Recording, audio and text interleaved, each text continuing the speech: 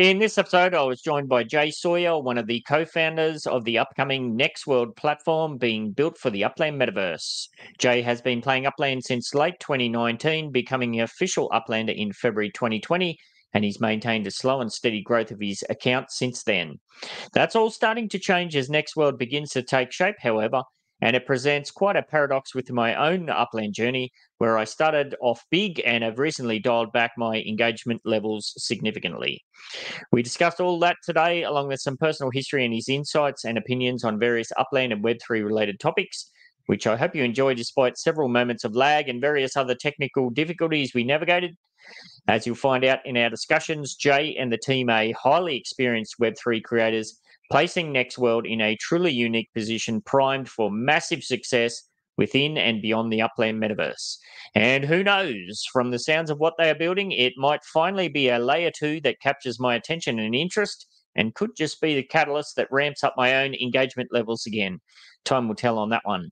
What is exceptionally clear, though, is that Jsawyer is a man with a plan for this world and the next world in the Metaverse and beyond. Warning, the information and opinions within are solely the views of the individuals involved, contains content not suitable for anyone. G'day, and thank you very much for joining us for another episode of the Metaverse and Beyond podcast. This week we're featuring Jsawyer. How are you doing? Very late this evening, your time, mate. Yep, doing good. We're in Germany. It's 10:10 p.m. 10:10 p.m. for you. Friday night, 6:10 a.m. for me, Saturday morning.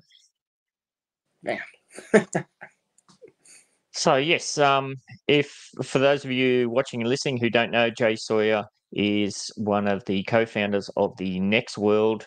What would you describe Next World as? Next World's going to be a layer 2 on top of Upland, as everybody knows. And what we really were designing it for in the beginning, it was a platform game that we could then release other games on top of, that we've had for within our personal portfolios, as opposed to all the third-party work that we do. So before Genesis Week and the hackathon came about, Next World was kind of just say a personal platform that we were going to use to launch games. But then when the hackathon was announced, we went ahead and submitted what we were working on, which at that point had just been the framework. And it's because of the response for it, we've evolved it into a gamified platform. That is a twist on one of the games that we were going to be building anyway, but we decided to, make it that gamified platform, and then also have it so that other projects could also build upon it if they so chose. Which the first one that we're working on will probably be with Quailwood. Cool. Yes, a very well-established node, that one. We'll get into all of that, of course. We'll dive into that with some details now. I've purposefully avoided finding out too much about what you've got going on, because I knew that I wanted to chat to you at some stage. So yeah, if for the listeners or even yourself, if it sounds like I don't know what the hell I'm talking about, it's because I don't. So I kind of feel that's a good way to feed into things for maybe some new players who haven't yet Next World hasn't popped up on their radar or anything like that. And I have seen you start to share out some new images and that, so perhaps will be a good update as we get into all of that. Perfect. Before we get there, I'd very much like to dive into yourself and your personal journey in the space. Like, you are somebody that seems like you're angling fairly significantly into this kind of whole Web3 thing and all of that side of stuff. Now, you're an American, but you're in Germany. What's all that about? What are you up to? You were just incognito out in the bush for a while, or the German countryside? Yeah, I live based in Arizona, in Phoenix, Arizona in America. And so generally around this time of year, we'll have, like 70 days of 100 to 125 degree days. And here in Europe around the same time, it's much more temperate climate. And I'm married to a German who is also a dual citizen American. And then so all of my kids are actually dual citizen Germany and American as well. Nice. Yeah, I'm in a similar situation in that my wife's Japanese and 3 kids are dual citizens. And my wife actually just got back from Japan with my daughter, and she was over there at the peak of their summer.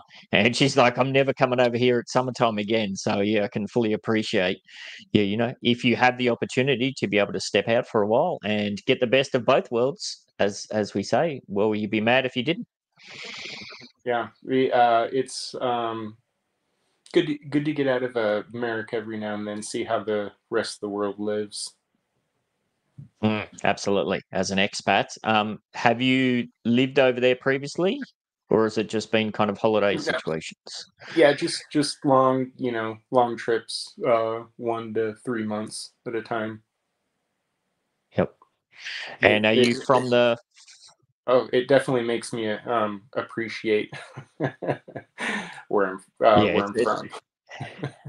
it's amazing, isn't it? Like I know from the years I spent in Japan, there was there was stuff from both sides that I learned to fully appreciate. Like, yeah, this there's no place like home, but it's also awesome to get out there and see the world if you can.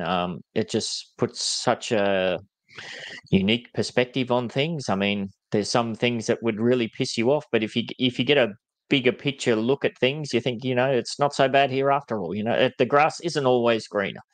Yeah, Sometimes it yeah. is. Well, the grass is usually greener because it's fertilized by bullshit. And I will And I tell. would imagine, I will yeah. tell just a little tidbit for your younger listeners that may not have kids yet. Get all of your real traveling done before kids. Yes, absolutely. Yeah. And going from Phoenix, Arizona to Germany, the grass would literally be greener. So Oh my sometimes it gosh! is green. Yeah, we stayed up by we went up near the Alps last week, and I swear I was living in a Windows XP background. Yes, I saw some of those photos you were sharing. It was looked very lush indeed. Hmm. Yeah. Did you grow up in Phoenix, Arizona, or is that just somewhere you found yourself? Somewhere I found myself. Just to go over the 10,000 foot view. Born in the Nebraska, and then moved to California at a young age in Ventura County, and then grew up there basically until 2000, until the crash in America, which happened around 2008. And then my parents and grandma and aunt, everybody that was in the Southern California area had already relocated to Phoenix, Arizona. Um, Mm. just because that house prices over there were like bananas, like cheap. Um, Mm. the just for example, one of my houses over there that I bought in 2011, like at the lowest point of the crash, we bought for $100,000 with, then that was like a $600 mortgage payment. And Yep. now to get that same house, you'd have to spend like $500,000, and you'd have a $3,700 mortgage payment on it. Yeah, So yeah. everybody relocated so that for the cheap housing and the cheaper cost of living. I stayed behind because I was working in finance. Um, then around, actually, it was right before the crash happened. I got a bad injury, and I had to go to Phoenix to recuperate. And while I was there, um, the crash started happening, I was like, you know what? I'm gonna ride this out. So sold our book of business and Mm. just stayed in Phoenix and recovered. And you could rent like the studio apartments where I worked cost about back, and this is back in 2007, cost about $3,000 per month without utilities, and you didn't even get a Mm. bedroom. Yeah, crazy. And then when I was in suburb of Phoenix, you could get a 5-bedroom house for $650 a month. And I was like, Yep. what am I doing? Like, I can do my job anywhere. Like, I'm gonna Yeah. get here. Then I stayed there for I was going to church, and this girl at church was like, "Hey, what do you do for what do you do?" And I was like, "I watch TV." And she was like, "Oh, do you want a job?" And I was like, "I don't know. What do you got?" Because I'm kind of just, Yeah. hanging out, waiting for, things to recover. And she was like, "Oh, I work in prison." And I was like, "Interesting. Do you get to fight in prison?" And she was like, "Oh, every day." And I was Yeah. like, "Yeah, I'll do that." Anyway, so, and then I worked for the state in law enforcement for 10 years as a sergeant, and then finally got back into banking, and then really jumped into Web3 around 2017, I want to say. Yep. So, and then been in it been getting into it more and more ever since. Nice. Yeah, it's a similar situation here in Australia. Like when we first moved back to Australia in 2015, like 3-bedroom house prices, typical family house was about 360,000. You could get there was there'd be several options available for you to go and have a look. Decent block of land in a nice area, yada yada yada. We started seriously considering getting a mortgage around the end of 2016. By that stage, it had already crept up to the high 400s. When we were able to finally get one in 2017, it was 550K as an entry point. And now it's over 1 million. It's just gone absolutely bananas here. Like people, the the rental equivalent around here now is like $800 a week for Mm, Australian. Like if hot we damn. didn't have a mortgage, there'd be no way that we could live where we live. We'd just be pushed further out into the sticks. Yeah, oh, lucky you grabbed that so you could snatch that equity up over the years. But that's, Yeah, absolutely.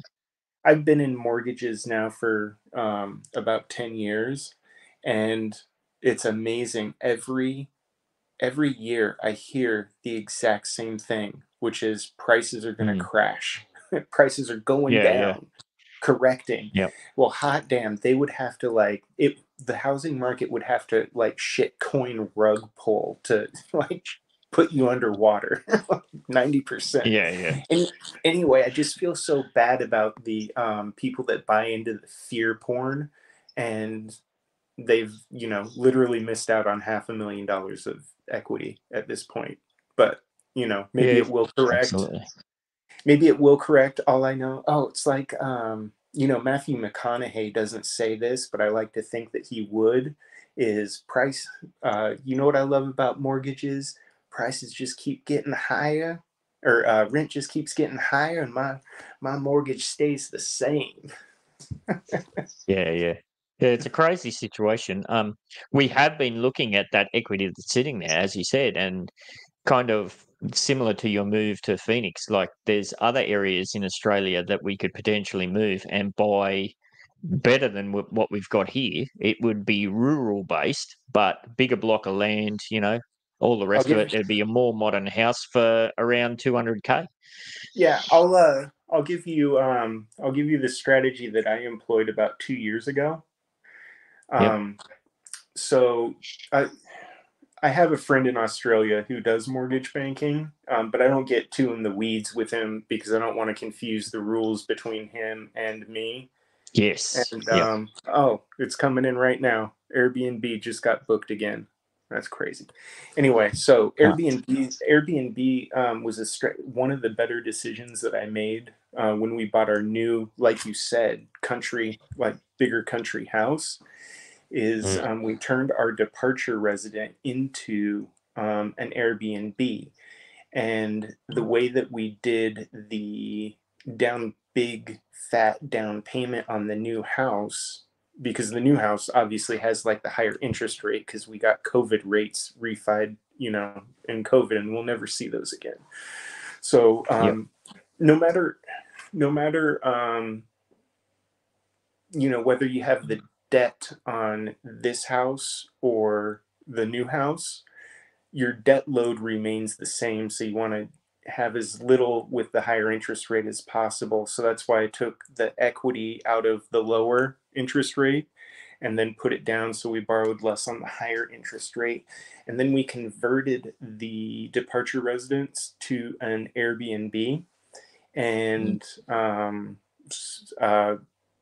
the new house is significantly more expensive than the old house, but the old house pays the mortgage on both houses. That's crazy. Yeah, that's a good position to be in. Yeah, Very interesting. especially in a bear market, because over here, it's especially in banking, it has been a grind. Yes, absolutely. Is that something that you're seeing reflected in Germany as well? I know in Japan there is it's a pretty famous massive push, a mass exodus out of the country into the city. Like there's now literally millions of abandoned houses all over the countryside that you can get for practically nothing if you're willing to move into rural areas. So that's something we've kind of been considering as well. What's the general feeling over there In Germany or in Arizona? in, in Germany? Yeah. In Germany, it's the German banking system is what I would call ultra conservative, and their Mm. houses, the way that they build their houses is ultra expensive. Oh, Um, really? Well, so you don't. I would say that they are probably in the middle of a housing crisis as it is. And then because of the EU, they've got a lot of regulations, so they can't like really. It's just too expensive for developers to build new houses and too much red tape. So yep. their housing shortage is going to get worse and worse. Interesting. Yeah, it's an interesting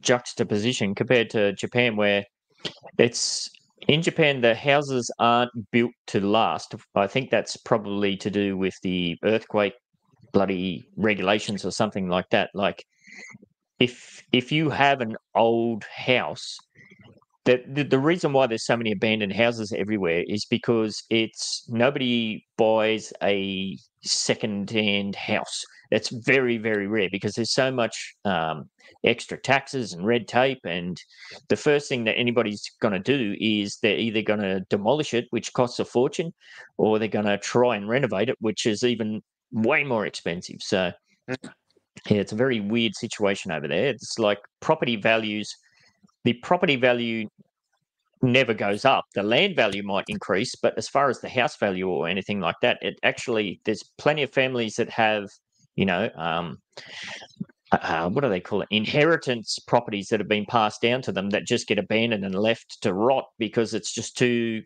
expensive to do anything with it. It's literally going to cost you money to try and sell it. It's bananas. That is wild. That yeah, we did. Me and one of my business partners, Detroit had when Detroit lost Yeah. autumn. It just went into their housing went into the shitter, and we were Yep. buying up houses. We were buying up houses for $1,000, just throwing in like Crazy, eh? renters to keep squatters out. Yeah. And um, it was like it could have easily gone, like the whole city could have been abandoned. Like it was a risk at the time, but Detroit Yep. came then we were able to unload those houses for about 90 grand a piece. That's nice if you can pull that off. Yeah, I remember, I don't know how much of it was media beat up or whatever, but I remember hearing stories where people were buying houses for $1,000, ripping all the copper piping and stuff out and just selling that and making money. Just crazy, crazy stuff. Yeah, you can make more than $1,000 with the copper in a house, but hurts my soul to to think about doing that to a house. Yeah, crazy, crazy stuff. All right. Yeah, well, we kind of talked about that. There's a lot of bear market mentality out and about that extends into the crypto space and the Web3 world. I don't know if you've seen this pop up, but something that a few people shared with me in DM this morning, which I went and had a look at, is, if I can bring it up, the very important tool Upland is up for sale. So what do we got here? We're looking for a buyer. Hi, everyone. You may have noticed we've been a bit slow with fixing bugs, adding new features and updating collections lately. The reason is that we've been juggling studies, work and other projects related to our main jobs. Yes, absolutely. For many of us, these are passion projects, myself included. Because of this, we've decided it's time to sell Upland. Searching for a buyer who's passionate about taking over the project and continuing its development, yada, yada, yada. So some of the key stats about Upland: Discord members 2,000, registered users 4,300, requests per month 36 million, unique visitors per month 60,000. Yeah. I don't know about you, but without Upland as a tool, if this was to go by the wayside, that's going to have a massive impact on myself as an Upland player and what I look to do in the game. Yeah, I somebody sent me that today also in the DM, and I just at the stage where Upland is right now, these tertiary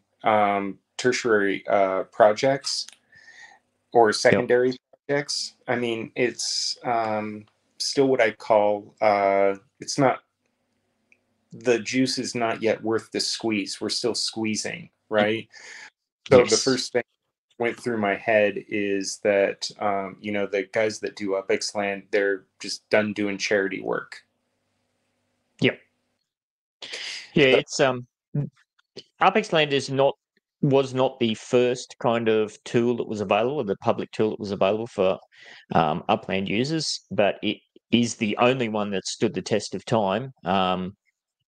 Because a lot of these things start off as passion projects, like people as a hobby, they put these tools together. I know there's several people that run or that used to run similar sites that they just use privately. And I've reached out and they've assisted me in the past.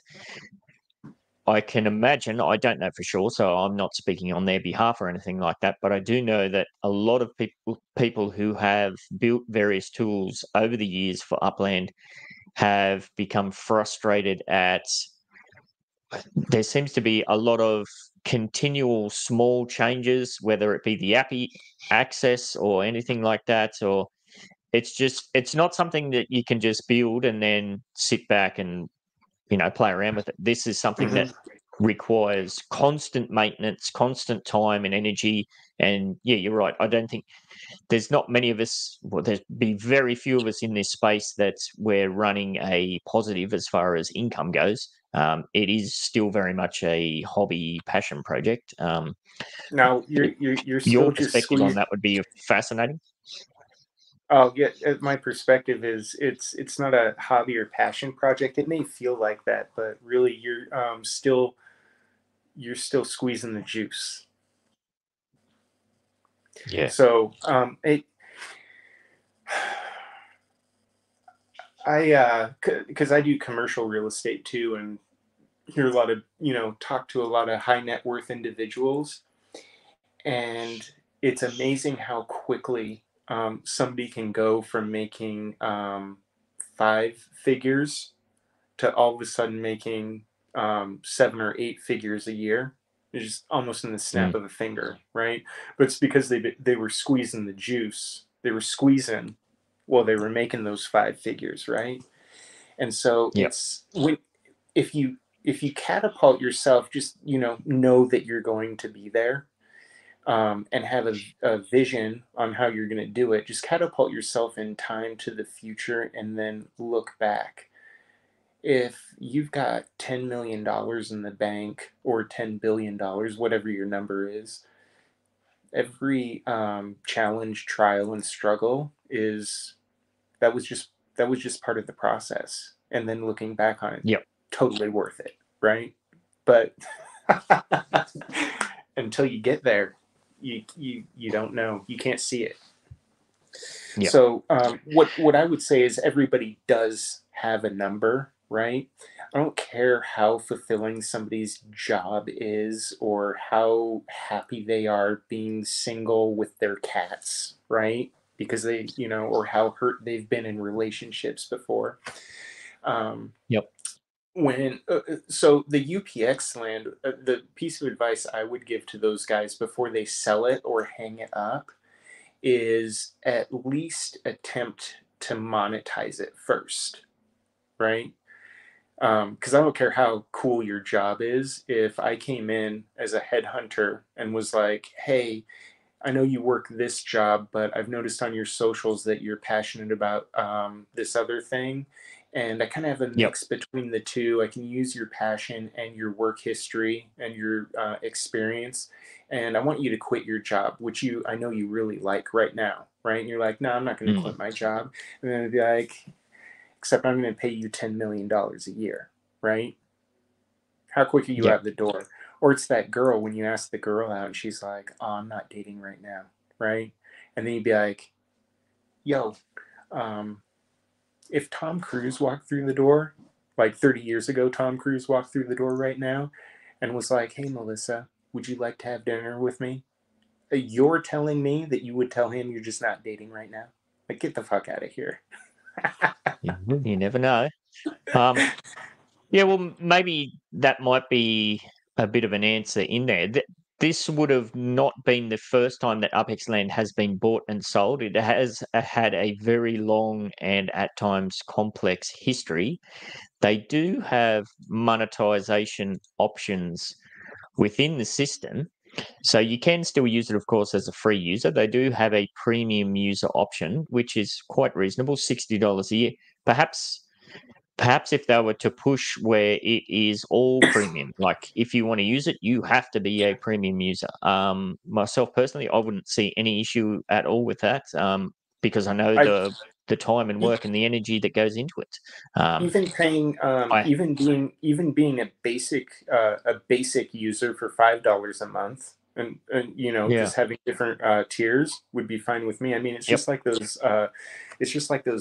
silly Upland passes, right? I don't get the passes because I like the backgrounds or anything. Let's just, I just kind of like call that my dues. It's just like a little thing I can do to support. But if I was buying if I was buying those passes for what you get for those passes, I'd be a little ticked off. Yes. Yeah, well, you've been around. Oh, sorry, go ahead. Oh, real quick, just to put a pin in Upex Land, I would seek other back-end monetizations.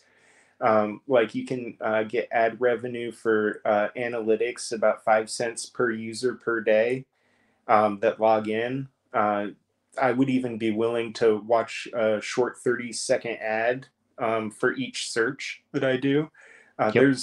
There's probably 9 or 10 different monetization strategies that they could do to see if it gets to their number. Like, if you're going to get 20 grand a month for keeping up with some APIs, like who wouldn't do that?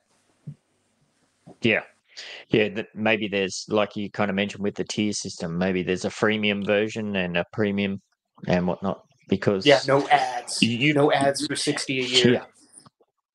Yep, that would be totally reasonable, I think. Yeah, it's on the ticker. You've been playing Upland since very early February 2020, so just a couple of weeks after when I started myself. So you have been around since there was no data tools, the pen and paper days. It was only San Francisco. If you wanted a bargain, you had to scroll and click on properties one at a time, taking notes. How much of that aspect did you dive into back in the day? Almost. I'm not a bargain hunter, per se. Yep. I just saw, I think I had to get it was like 2 a.m. and it was actually in January, January, late December of 2019 that I got, I was a visitor, right? Yes. Oh, okay. Interesting. Yeah. So I was a visitor. I didn't know what I didn't know what the hell Upland was. So I saw the ad and I was like, I like Monopoly. Like I Yep. hear everybody. I was like, I'll check this out because we do like, Web3 stuff anyway. So I'll check out any project, especially if it's free to start, right?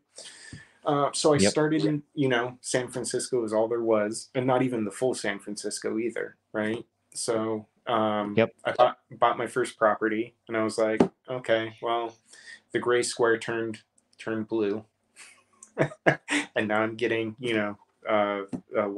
my first property cost 3,000 UPIX, and so I think it was like 3 UPIX per month Up or squared or something. something. Yeah. Yeah, Oh, and the yeah, the dividend. revenue, it Yeah. was like nothing, right? And I was like, it's going to take me like a long time to get my money back. And then I was taking care of my little girl, so I did like sign off, and then I signed on the next day, and just effed around and looked around for like a week, and then I had to keep renewing my visitor pass, right? And it was Yes. really it was really starting to tick me off, like irritate me, and I was like, you know what, Yep. I'm gonna, because when I was looking around, it wasn't, it was like, cool, let's like, there's something to do here. Not much, but there's something to do. But what's going to be Yep. interesting is what they make it into, because we build things, right? And Yes. so that's, I just, $30 here and then $30 there, and just started buying properties. Never like selling properties. And then discovered collections in about February, because that's when I got my Uplander status, and it's Yep. because I did the bot, was doing collections, like Height Street like seemed like the place to be, so like think I threw in like $100 to buy 3 Height Street properties, and then Yep. Mission Avenue, or whatever it's called, Mission Street, etc. And then Yep. I never talked to anybody that played Sandbox. I was never on not Sandbox, Upland. I was never on Upland Twitter, wasn't on their Discord. So like none of those announcements that you guys would get would ever trickle down to me. Like I'd see something about like a Halloween tour, and so I'd send my Blog Explorer to a fucking property and watch like some hokey film that somebody like filmed in their garage. One of those was mine. Yep. Absolutely. Yep. I'm pretty sure I saw yours, and Yeah. and then all of a sudden, like, I could build things. Right, there was some beta going on, and I could build things. I was like, this is fucking awesome. And when the beta was going on, like, shit was built like really quick, like a townhouse, like Yes. in a day with whatever they had given you. Right. Anyway, so I built a bunch of stuff, and because I didn't know it was a beta. I just knew I could build stuff. Right. And so then one week, everything just like disappeared, and I was like, "Where's all the stuff I built? Like that was like, Ah, that might have been the Spud Wars or something like that. One of those build competitions. Yeah. Yeah. yeah, it was." And Yeah. anyway, so then a week after that, I got airdropped a bunch of Spark for, I guess, Mm. participating, and Yep.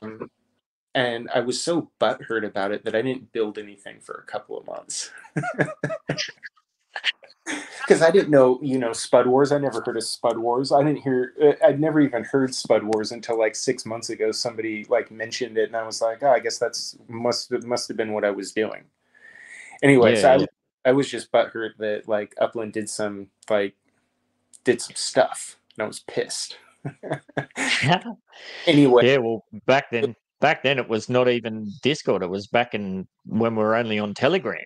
So oh, I for sure was not on Upland. I just joined Upland Telegram like 2 weeks ago. yeah, yeah. So, but Upland kept adding cities, and it became I would just cruise to every city and then just buy up some stuff, and then just keep buying Yep. up stuff until the next city. Um, I think my first when Manhattan was released, I went and participated in that, and that was my big boost in Upland because I bought a property in Central Park for Nice. 120,000 UPIX, and then Yep. I knew I wanted it, right, because it was big. And this is, so I went and did the, thing by UPIX. And so I just bought $200, just a transaction back to back, but only a hundred Yep. thousand came to me. And I was like, what the fuck? Anyway, so I just wrote customer service real quick, and which was the first time I'd ever talked to anybody at Upland via email, and they had it fixed in like Mm. 5 minutes. And so I had 200, so I minted that property, and then I was like, I don't really want to spend anything else, right? I bought a couple of other cheap properties, just random properties that I minted there. I was Mm. like, and there were still no plans for like big properties, so I was like, I'm just gonna put this up for sale and see if anybody buys it. And so I decided to put it up for sale for 10x, so about 1.2 million UPIX, and it sold like 2 or 3 days later, and the first thought that crossed my mind was like, shit, dude, I sold it for too Mm. cheap. Yeah, yeah. We all And do that. Yeah. that's when I realized that I had no idea how to value anything in Upland. And so Yep. Oh, we just lost him. So we'll see if he jumps back in. But yeah, that's an interesting perspective. A lot of people, myself included, when you get a sales message come through, you're like, "Oh crap, what have I sold? Have I sold it too cheap?" Um, well, we just there he goes. can you hear me? Yeah, mate, all good. I was just Oh, hold saying, on, let me. as we were waiting to see if I you jump seem back to in, I have was just saying lost that audio. I can't hear you. So can I okay, leave and jump back in? Okay, I'll be yep, right back. yeah. So I know I do that. If I get a property sold message, I think, hang on, what did I just sell? And why did I sell it? And what did I sell it for? Why did somebody want to buy it? So yes, very interesting. All right. Why Jay's getting organised? We'll just have a look too. I think this is interesting as well. Let me just add him back to the stage. There we go, mate. You got us back again? Yeah, I got a phone call. So, pro tip: put your phone on Do Not Disturb when you're on podcasts. All good. So, just as you were getting ready, I was just having a dive into your data here because we're talking about going back to the early days of San Francisco, the pen and paper days. Look at this: some of the earliest properties you bought, mint price 2,200, 2,400. That's kind of what I was talking about. If you did the pen and paper scrolling, you could get some that were under 2,000. There were plenty around. Even there were some down like 1,400 and this, that, and the other thing. Um, I do. in your I do. basin, is there I any do. reason you ended up there? Oh, I sorry, was. finish. Yeah, I was buying based on location, not price. Yep, And so that Innis Street right there that you're looking at, those were some of my yep, first ones. And like I said, we don't know what Upland is going to evolve into. It yep, may be beneficial to own properties that are side by side, and then it did turn out that it is beneficial to own groups of property if you happen to be in the right node, right? So yes, in those early days, I was buying based on location, and then you'll see in the south, you'll see I bought a shitload of Sawyer Street. properties. Whoa. I just this is becoming more common for me too on my laptop. White screen crashes. I'll get out of there. I don't know why. That's not good. Yeah, But yeah, sorry, you were looking at down. those prices in San Francisco where they were in early 2020 versus where they are now. It's like just hot damn. I wish I'd thrown 10 G's at it. Mm. Yeah, absolutely. In hindsight, it's a bit like that. Have you still got me on audio? I know my camera's dropped out. I do have you on audio. Your camera did drop out. It looks like you're having your own white screen. Hey, all me, baby. Yeah, I don't know. Thank you, Upland. You've done something there. See what happens. All right. People don't need to look at my head anyway, so it's all about you. Yeah, it's that kind of widescreen issue. That's been around on the mobile version for a very long time, and I have noticed a significant increase on the browser version as well, particularly over the last 2 or 3 months, becoming more and more common. Is that something that's of concern to you, especially somebody that's coming in with a layer 2 project? Zero concern. The nice way about how Upland built their platform is as you get higher in the layers, Upland will become less and less visible and relevant as for the people in higher layers. And once we get enough layers on top of Upland, there will be a point where people won't know that Upland is the engine that is powering the experience that they're having, whether that's a buying experience or entertainment experience or gaming experience. Yeah. Okay, well, that's good to know. All right. Let me just get out of what I'm doing there, and we'll go back to your actual data because it's kind of an interesting one. I think this is you here.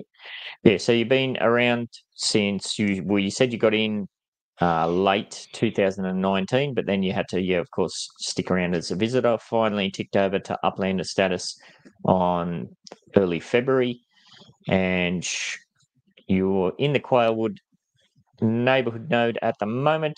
Net worth just over 11 mil. Now I had this up before, but it's rebooted as well. Your progress chart, I mean, it doesn't get more hodler than your progress chart if it's going to pull up.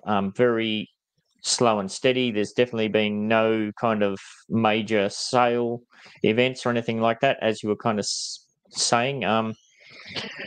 I guess the question there is, you're continually adding to your pile. There's no thought to downsize, or there's no thought to, start pulling some value out. You're still very much in the building process, even though you're 5 years in now. Yeah, there is. Nothing's going to load. Upland really did a doozy on you there. Your computer. It did. It certainly did. There we go. Oh yeah, there I am. I don't know what I've seen those colors before when I've been in Opix Land, but I don't really never really looked to see what the differences were in the lines. Yep. So yeah, that's your number of properties. It's very slow and steady. You can see a few jumps here and there. I'd imagine, that might be the Manhattan release and probably different city releases, but very slow and steady. Mm-hmm. Yeah. So that's just I call myself the ghetto king, because as soon as I get any balance of Upix, I just buy the floor on the Upix side. I'll just click on the city. I really like LA because that's where I'm from. So I'll just open up LA, scroll to the cheapest Upix, and then just buy, the 4 or 5 cheapest Upix spots. Sometimes I tell myself I'm building like a treasure hunting web, but I don't treasure hunt. So That doesn't make sense. But yeah, I just like buying properties, and like I said, the reason you don't know what Upland is going to become is because in the coming years, Upland is not going to control what it becomes anymore. It's going to be the free market, and it's going to be the layer twos that control what it becomes. And they're going to drive the demand for different properties and assets. It's not going to be Upland that drives that demand anymore. Yes. Yeah, absolutely. Yeah, so that's your number of properties. Now we can also look at your your mint net worth and your properties net worth. Very stable, close together here, which kind of that usually indicates that you were just doing minting, not much secondary market action. But then here around what are we April 2021, big jump there. So you're buying up the secondary somewhere. Do you know what that was about? Is that when is that when New York came out, or Manhattan? I don't know. My memory's that bad, but that it probably would be. Yep, about a year after San Francisco. Yeah, it might be. So Yeah, you did because a fair bit of secondary purchases in Manhattan. well, yeah, because I wanted. I know some of the guys from The Sopranos, and just decided that I wanted to have the little Italy collection. Ah, yes, So yes, just that to makes sense. just to show and be like, "Yo, I own your mom's bakery." Nice. It's obvious here too, but with the gap between those two lines, that you haven't put much time or effort in as far as buying up the secondary markets for all of the under mints. What's your take on how we've seen the secondary markets go to? It used to be a case of seeing anything for sale in USD under mint was very rare. And now we're looking at commonplace for most, especially after city releases, to be around the 30% mark. We're seeing older established cities get down almost to the teens. And now there are dozens of cities that it's also significantly under mint for the UPX as well. So, we kind of talked previously about how the whole kind of ecosystem appears to be in a bear market. How much of that do you think is at, at the cause of that, or is it, people talk about oversupply? There's lots of different ways lots of different angles that you can look at the situation from. Yes. So just to dial a little bit further back in the journey,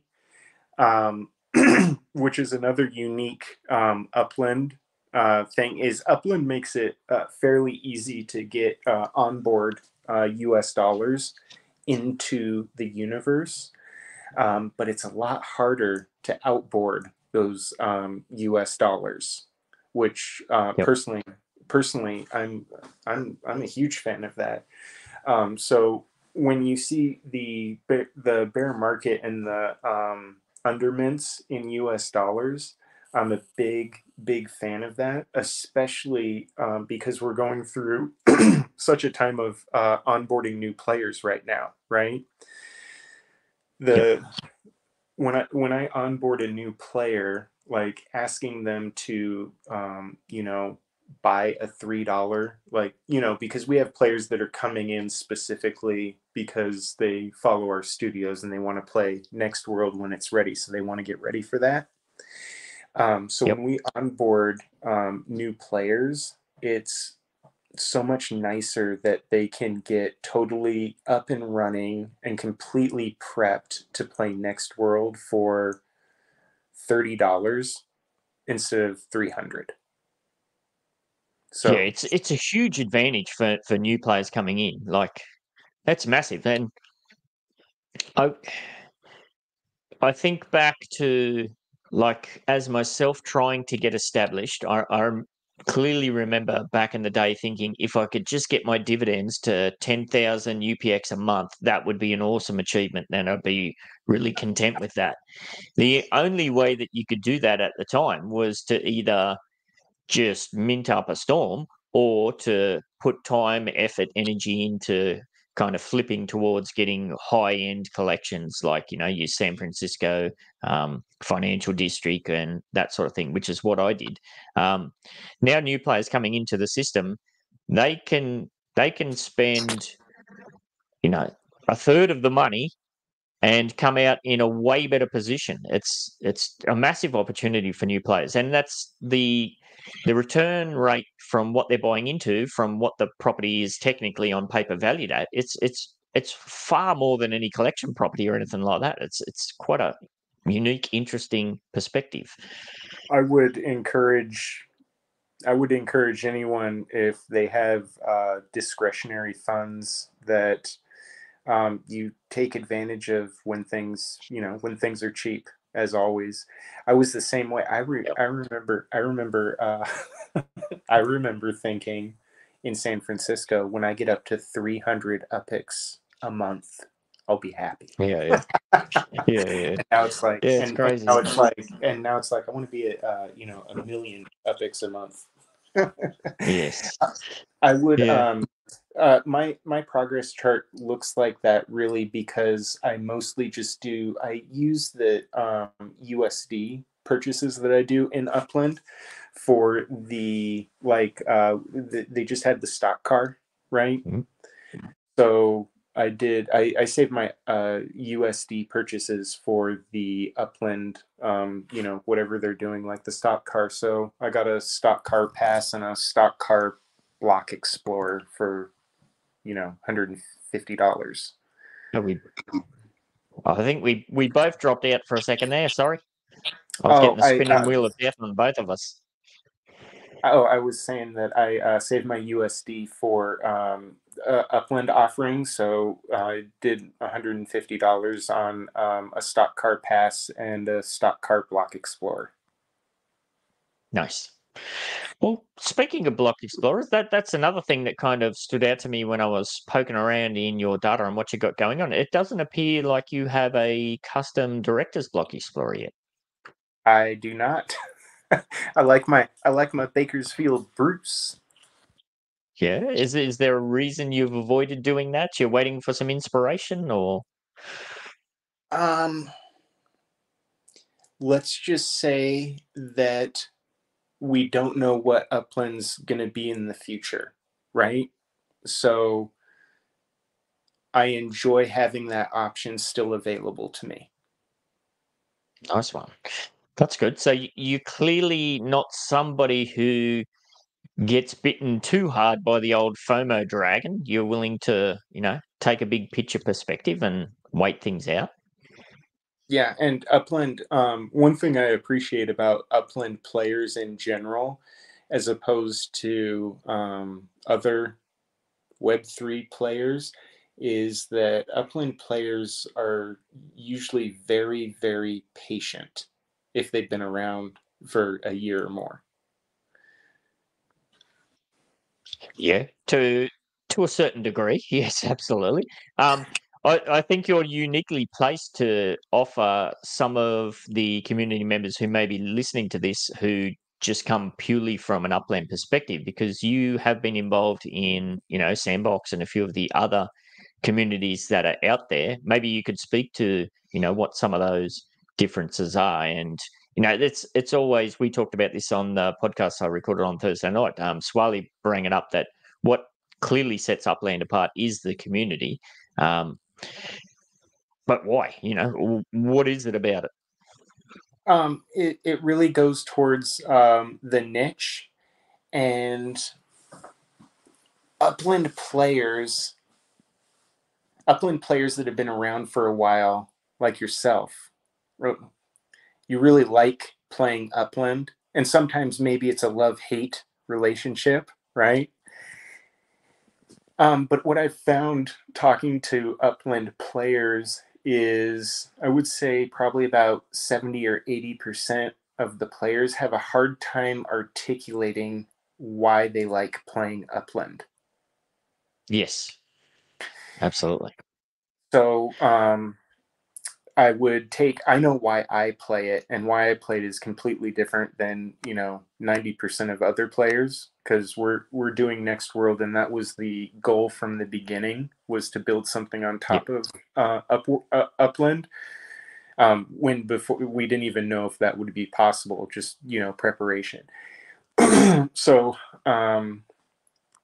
anyway, when you think about the difference between the metaverses, think about the reason that you love playing Upland, and I think I could gander a pretty good guess at the reason that most people have trouble articulating it, but I don't want to ruin the mental journey for you. Nice. All right. The difference. Yeah, well, The difference. Let's say we've got Roblox, we've got Sandbox, and we've got Upland. There's a few other ones, Decentraland, etc.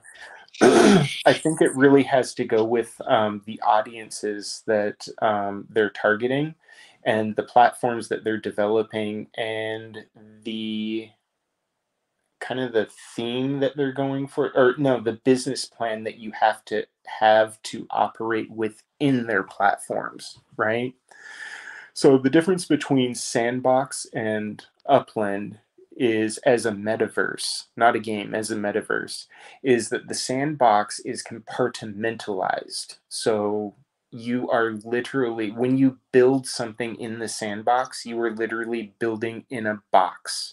There's a ceiling, there's a floor, and there's 4 walls, and you have to fit whatever you're building inside those walls. And if you can't, the price for more boxes goes up exponentially and becomes untenable for most projects.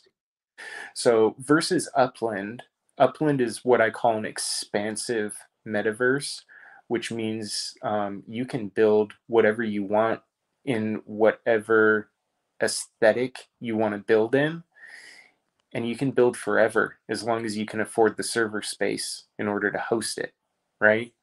So not having the budget constraints of Sandbox is really nice, and I think Upland will probably be, as it gets more and more visibility, it'll attract bigger and bigger names.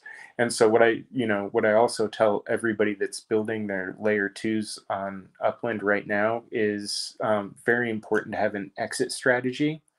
The big players, when they'll come in, they'll just write a number on a piece of paper, because they just want to buy your audience, right? Buy your platform, buy your audience and those eyes, and just have an exit strategy, because if you say no to that number, all they do is crush you like a cockroach.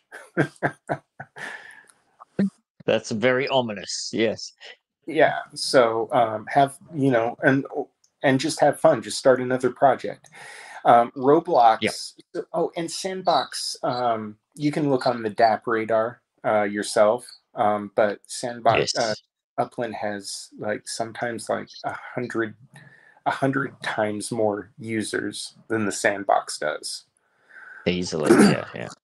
So when people are like, "Hoorah, Sandbox," I'm like, "Are you kidding me? I'd rather be in somewhere, unless I'm playing a solo game. I'd rather be somewhere that's got 30,000 people hanging around than 80." Right? Yeah. That with Upland, there's always something to do. Even if we always talk about this for the longest time. Even when I was at my most engaged, the amount of time that I would spend per week talking or doing things about Upland was, at some stages more than my work week, the amount of hours I was putting in, compared to the time that I was spending actually in the app was just 2 or 3 hours. It was all community-based stuff. You don't see anything like that with Sandbox. Or Decentraland or any of those. I remember some of the other shows I've done where we've looked at different Decentraland campaigns, and you think, oh, that looks really cool. We'll go and check out that event. and you go in there and you look around and there's not a single person in there. Oh yeah, It's just bizarre. and Track Hero's a good. I cruised over to Track Hero, to tick my box, right? Yep. And I was like in Track Hero, like I did it at Genesis Week, but I didn't remember how. So I was there, like looking around, and then all of a sudden Obi-Wan shows up, and we have a nice little party together, catch up on everything, and then he shows me how to use everything. We do a quick race. I check my box, and we're off. And then you have Roblox. And in my experience, Roblox, and this is the difference again in communities, is Roblox is by and far, a younger community. And Yep. there's a lot of, and it seems geographically based. And when I say that, it's like, my kid and all their friends are hanging out in a world, right? They're not going Yep. and hanging out with like random, players. They're hanging out. So, you have a world in Roblox that just is populated by Phoenix, Arizona kids because that's just the world that they decided to hang out and play in, right? Yeah. Versus again, Upland, like, I know, like now I know a lot of people that play Upland personally because they're coming in from our other platforms to get ready, for Next World. But everybody I meet in Upland is from somewhere. I met David with the Lake Wakata node, and then Yep. More Cheese. And David lives about 40 minutes away from me, and More Cheese lives about an hour away from me, which is nothing. That's no drive in America. Just to let Yes. everybody know, like, I used to drive in California. I would drive 3 hours one way just to go to dinner. Oh yeah. No thanks. I used I'll to be give like that. Yeah, Australia is very similar, like the distances. As I've gotten older, and especially now that I've got kids, we moved to an area, and I purposely made my work is 5 minutes drive from my house. If I get stuck in the one turn that sometimes has traffic and it takes me 7 minutes, well, I almost get road rage. That's crazy to think. I used to do battle an hour and a half each way in the traffic, and yeah, I couldn't do it anymore. No way. Yeah, I work from home mostly now, but for distances, Yep. to give somebody an example, it takes, if I want to go get the mail by foot, it's a 10-minute round trip just to get the mail at the end of the round. Nice. That's cool. Yeah, well, it's kind of. I think if you look at the difference between the community engagement between, say, Sandbox and Upland, that there's obviously a significant jump up there. But then when you take that next step to Roblox, like that's probably 1,000x of what Upland is. The amount of daily active users there, I think it's in the tens of millions of something crazy. I know my kids play in that. They even if they're not playing Roblox, they're watching YouTubers' videos about Roblox, and I've sat down and watched some of those. They're freaking hilarious. So I really enjoy that content just as a consumer myself. So yeah, I think Upland would like to get to that level, but there's a lot of work to do. I personally, I don't see. I don't think for Upland that juice is worth the squeeze. So I think they'll leave that to the layer twos, personally. Yep. Well, that's kind of what Um, Roblox is, isn't it? It's just a platform, and then everybody builds on their own experiences on top of it. Yeah. yeah, except there's no, on Roblox, there's not the underlying. So what Upland is for me, right? What Upland is for me is a utility.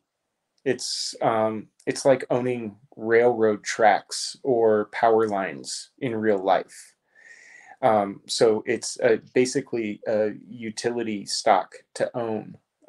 That's the pipes beneath the world that will be built, or it's the sun that all of the planets orbit, right?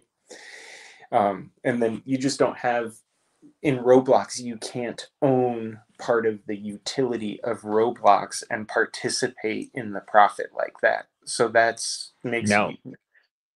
So I would say Upland is still building out the infrastructure for all of the utility that a type of Roblox world can be built on top of eventually.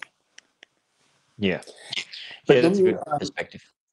I think, there's a bunch of security things that you could use Upland for as well, right?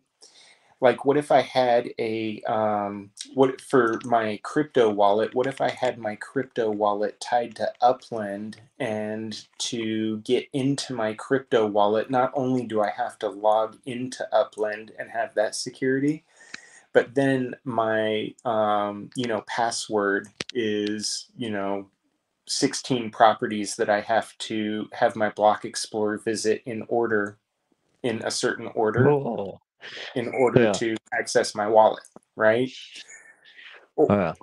or what if the encryption, or what if random, getting random numbers is super hard, like truly random numbers. And so, what if Yep. for some encryption software, there's enough races happening in Upland, like say in the next 5 years, that there's a race ending, let's just say every 10 minutes. Wouldn't it be cool to get your random numbers for your encryption software from a different combination of racing finish times? Yep. So I think there's just tons of application. Am I gonna make any of those? Probably not, but I certainly hope that somebody does sometime in the future. There's a lot to unpack there. The what if or how about kind of angles. We're 5 years into this thing, and you mentioned an interesting point there. Like, basically, what you're saying is security is to do with almost like securing the inheritance of your account. Um, for me personally, there's so many things like that. Like, if I get hit by the bus, there's been talk about a backup inheritance system ever since the game first come about. And here we are 5 years down the track, and players such as myself have well over 100,000 US dollars worth of assets and this, that, and the other thing. Some players have significantly more than that. And yet you can't change your email address. There's no inbuilt functionality for securing things, famously not your keys, not your crypto sort of stuff. Um, is any of that a concern to you? It's not. It's not a concern to me. I've mostly because I put myself in the shoes of the dev, right? And if someone like you was playing my game, had a significant account, and then their attorney contacted me, or their wife, or their kids, and was like, "Yo, Ben's dead," right? I'd be like, "Oh, well, what do we do with his shit? Like, who do we like? Put me in touch with your attorney so he can put it in probate, and we'll make whatever needs to happen happen, right?" Yep. So I don't think Upland is big enough to have to worry about having a system in place when they can just take care of it manually. Nobody's going to care about $1,000 account and probably bug them for that. But for Yep. significant account like say yours and many other people, I'm sure they would just do it manually. Yeah, that can work up to a certain extent, but and then you've got to deal with the logistics of all of the different international laws as far as that sort of stuff goes. I can't even begin to imagine how complex it would be to set something up. Yeah, to set something, yeah, they're nowhere near the size where they need to do that. And even when they do Yep. get there, they're not going to deal with any laws whatsoever. I imagine that they'll set it up so that it can be placed into probate, so that the Yep. probate law has to worry about all that. Yeah. It'd be similar to the taxation situation, like in Australia, it's still very unclear how any of this is going to be taxed. They've kind of only just getting a handle on the crypto space, let alone the NFT space, let alone, I mean, how do you describe what Upland is to your accountant? I've I've built my account in Upland from Bitcoin. You kind of going back to what you said before, where you said you put 2 purchases through and only one came through. Well, back in the day, I put 3 million UpX Bitcoin purchases through, and only one of those showed up. So I had to go through that system as well. So I was sweating bullets for that. But yeah, that's the complexity there. That's all yet to play out, which is it makes sense that Upland has never mentioned or even talked about any of that sort of taxation stuff or clarification with that. There's just so many loopholes with anything related to the in real life aspect with people's finances. Honestly, in even crypto CPAs don't know what the hell is going to happen for taxation. Yep. They have a little guidance, not much. They've got a little guidance, and so they usually are just going best practices. Best practices. Here's how to prepare. Here's what we want to report. Here's what we want to pay on. Right. So Yep. the CPA that I have that specializes in crypto, and this is not tax advice, right? He has Yes, of course. he runs my crypto taxes as the same that we run my businesses, meaning we look at the cost, profit, maybe no profit, right? Loss. Are we carrying that loss forward? Yep. Looking back. So he's running my crypto like a business. And I feel pretty, that's a real conservative way to do it, in my opinion. And so I feel pretty comfortable with that. Upland will never offer any guidance whatsoever, because if you're offering tax advice without a license, you could, get in some trouble. Yeah, and that they could never cover all of the different countries' various tax, requirements. Yeah, But absolutely. I would say, in general, Upland's a real estate game, and I would treat. I've never pulled anything out of Upland, and therefore there's nothing to report for me in the U.S. But if I did, I would treat Upland the same as I would treat a real estate portfolio. Yep. Yeah, I'm doing similar this year. Maybe it'll be a good segue actually. Like as I've kind of mentioned a few times, we came into the space at a very similar time. Initially for somewhat of the similar reasons, like engaged in the, it's monopoly in the blockchain, blah, blah, blah. Enjoyed that aspect of things. Where we kind of branch away is then you're all about the layer 2 sort of situation, and you've just been steadily building up your accounts. I've kind of stuck with the community aspects, and then as I've seen less and less time and effort and energy being put into what I enjoy the most, which is the property side of things, all of the layer 2 stuff that's come on board, my interest has kind of waned a bit. And last year I pulled out some funds, and especially this year I've pulled out a significant amount, which is very easy to see if we look at your charts and then we jump over and look at my charts. My charts are a bloody mess. So yeah, it's maybe if we just look at if we look at both of those, if we look at number of properties and mint net worth. So I've been fortunate in that I've been able to drastically reduce my property numbers, and for me, taken out a significant percentage of USD converted to Australian dollars, but I haven't destroyed my account in doing so. Like it did drop a little bit. I went from, for the mint net worth, 101 million down to 81, and steady as she goes, climbing back to 100 million net worth. For me, with that sort of, how do I report that for myself? How do I even begin to put a cost basis on what I bought these things for that I'm selling? I bought it with, my account was funded with Bitcoin and various other cryptos. I bought collection properties, earned dividends.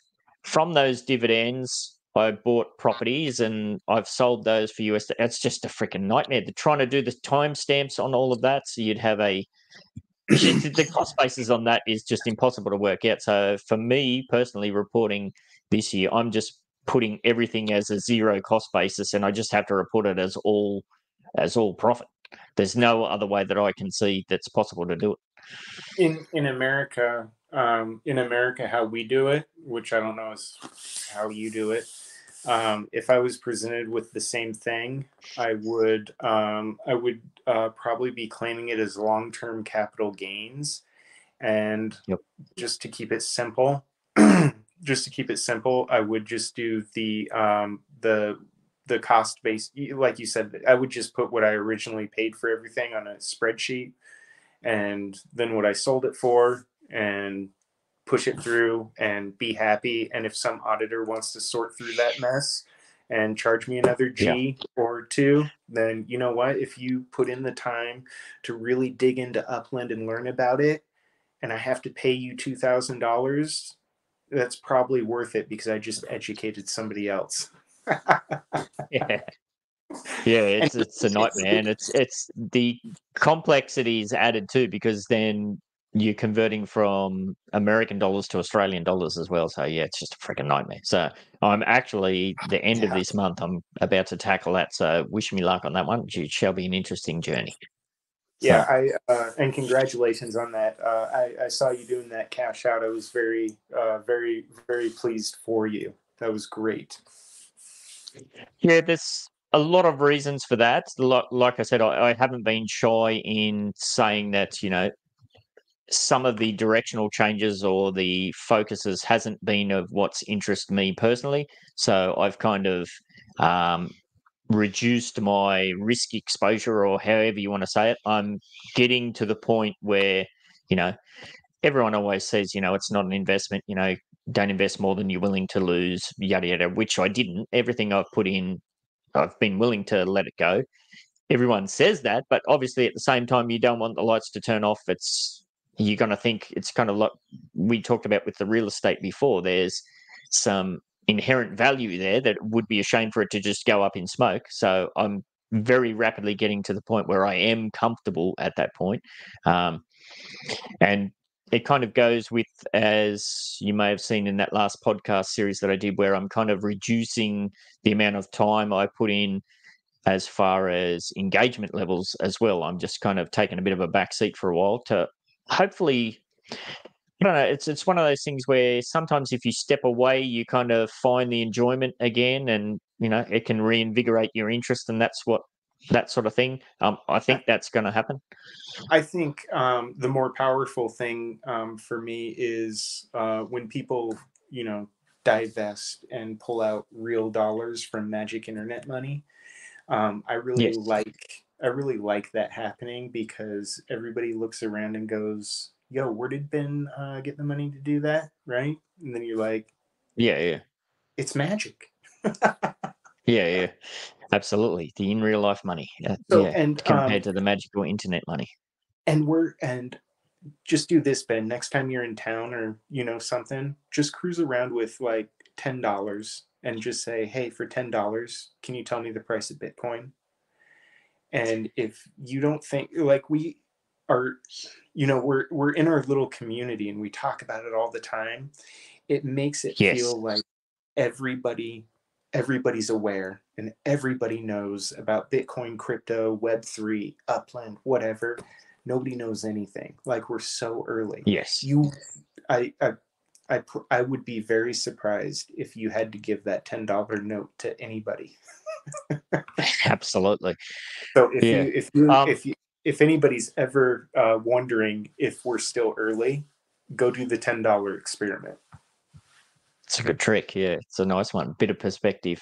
Yeah, I think that might be a good segue actually to talk about what you've got going on with Next World, because as I said, we've been around for a similar amount of time. I'm starting to pull back a bit to reevaluate.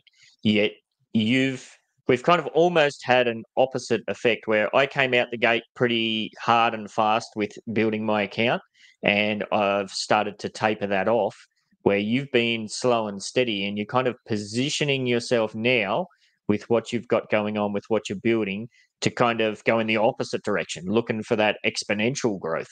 So, yeah, maybe, I guess, how do you want to approach the topic of that? I mean, what came first, the chicken or the egg? Was Upland on the radar, or was Next World already in the bag? And you kind of mentioned that it was looking for a home.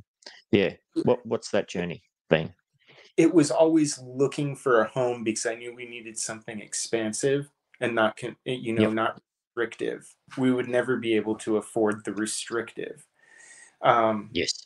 the reason that I've been basically buying and never selling is because building Next World, I did not know at the time, and I still don't know what pillars that we'll need dropped to Upland to support, the layer two, right? So I would hate to sell, my Berlin holdings and then lo and behold discover that we need property in Berlin to, do whatever we want to do and not have to like go rebuy it at a premium because the bull market hit, right? Yep. So it was really our sandbox work though that made me think of Upland. And it was, I say Berlin because it was a game that we did in the sandbox called Berlin, right? It was a Cold War era spy game where your little sandbox character, like you had to have a job, like earning money and, going on missions, etc. But in order to build that game, we had to recreate, the entire city of Berlin in the Cold War era, through old photographs and stuff like that. And it turned out absolutely gorgeous. I really do love that game. Cool. But then I was like, why don't we, why don't we need, or why don't we, build a old school Berlin on top of Upland, and do something similar, right? And we can. But and then you're cruising around in this experience of Berlin in the the Cold War era, and instead of going into a shop and to your room that you rent upstairs, instead you own it, right? And if you're playing a spy game, maybe it's a safe house, right, where Yep. you craft your little spy tools, etc. And then in crafting, you need resources to craft. Where do you get those resources? You have to buy them at the market. But where do they come from in the market? Well, they get produced down in Next World and shipped to the market in Berlin, where then the Berlin players can buy them from the Next World producers. Yep. It's we have seen similar examples of layer twos that are kind of have that farming kind of aspect, or however you want that kind of marketplace situation.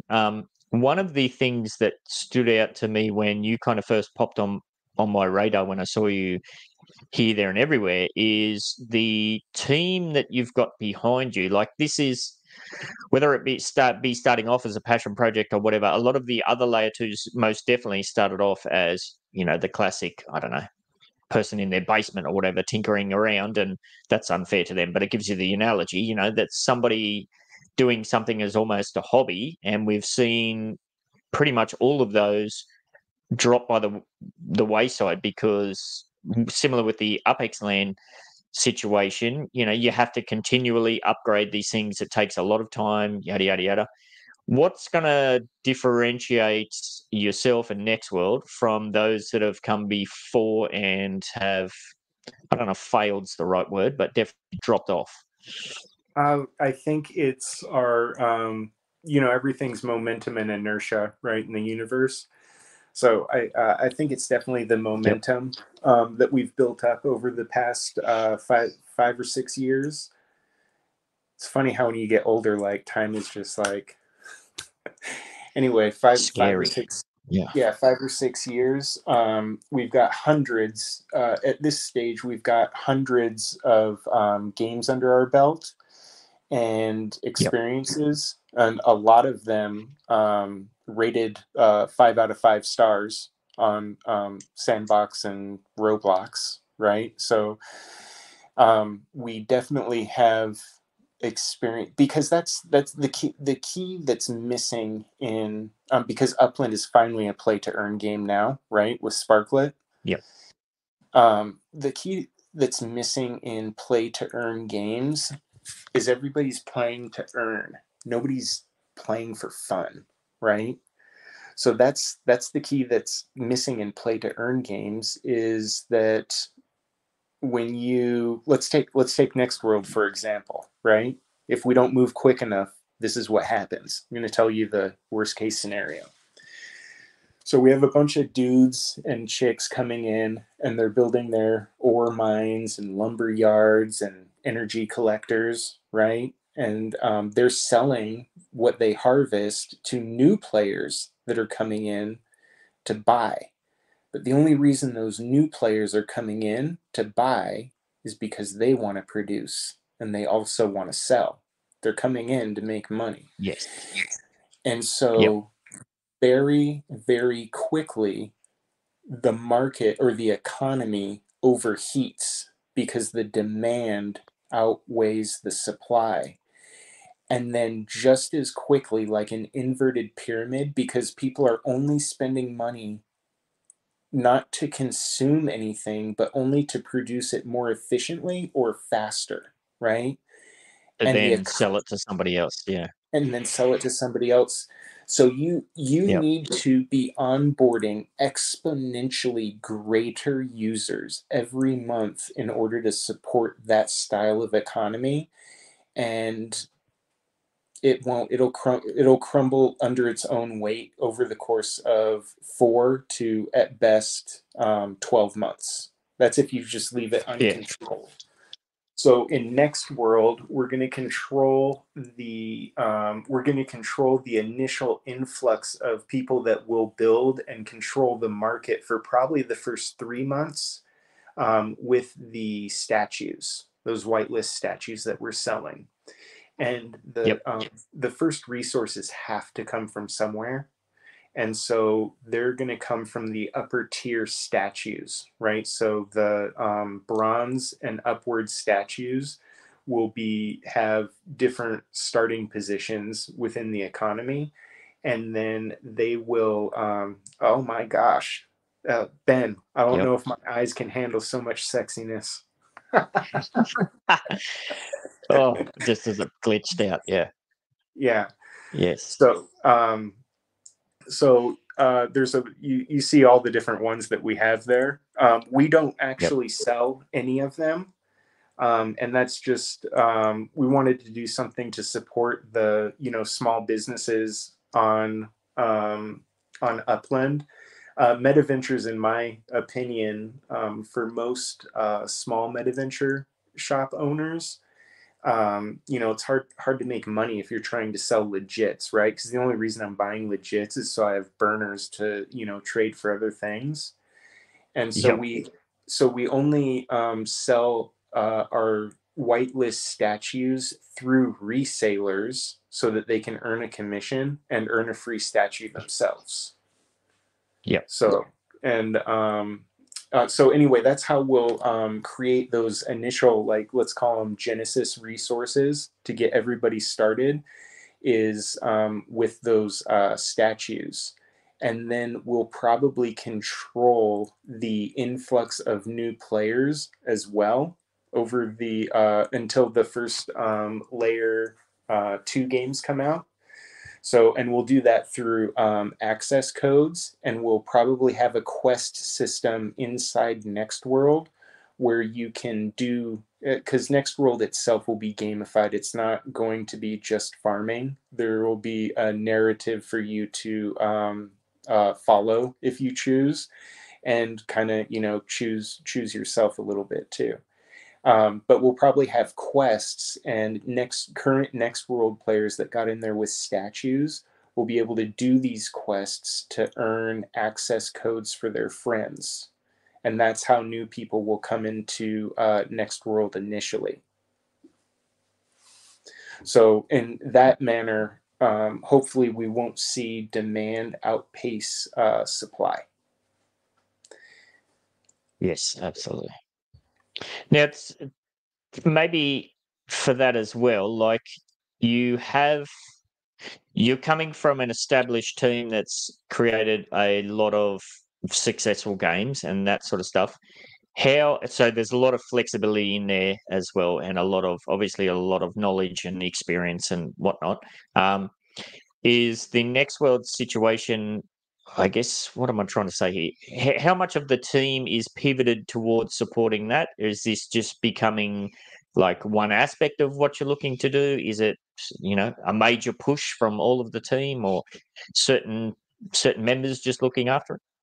Up until we get to the alpha test, it's probably going to remain a small portion of the team, especially because we have other commitments that we still have to wind down. Because you get into let's say kinks in the hose, right? So even if Yep. we tried to transition a large portion of the team over, they'd be sitting on their hands waiting for the artist, right? So Yeah. instead, we've got a small group of our artists, and you can see it on our Discord mostly, and they're pumping out all of the blocking, coloring, etc., for all of the structure assets that we need. Then next is going to come the biomes. So we're going to be building all the different biomes that will be present in Next World. And then once that happens, then we'll probably be transitioning. The full team set that we have scheduled is going to be about 15 devs, front end, back end, like all different kinds. And then it's going to have a 3-person marketing team that will focus only on marketing. But that's probably not the full complement of 15 devs is probably not going to be for another 2 or 3 months.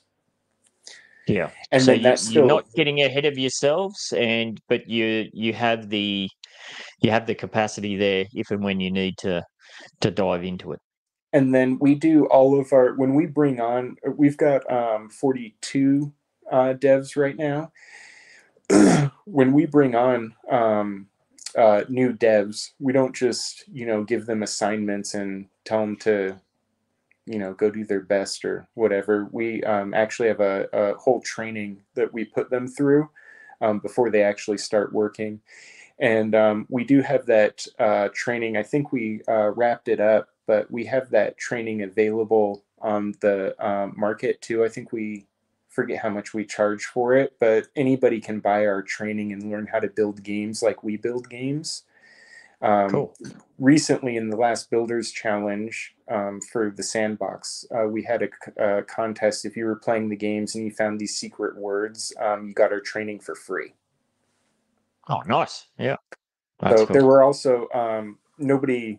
I don't think Upland people are in Sandbox yet, but we also had the statues hidden around our games as well. So if you took a selfie with your avatar, if you found one of the statues, then you could win it in Upland as well. But we didn't have any participation for that. Yes. I'm pretty sure Sandbox people found the statues and they're like, "What does this have to do with anything? What's this?"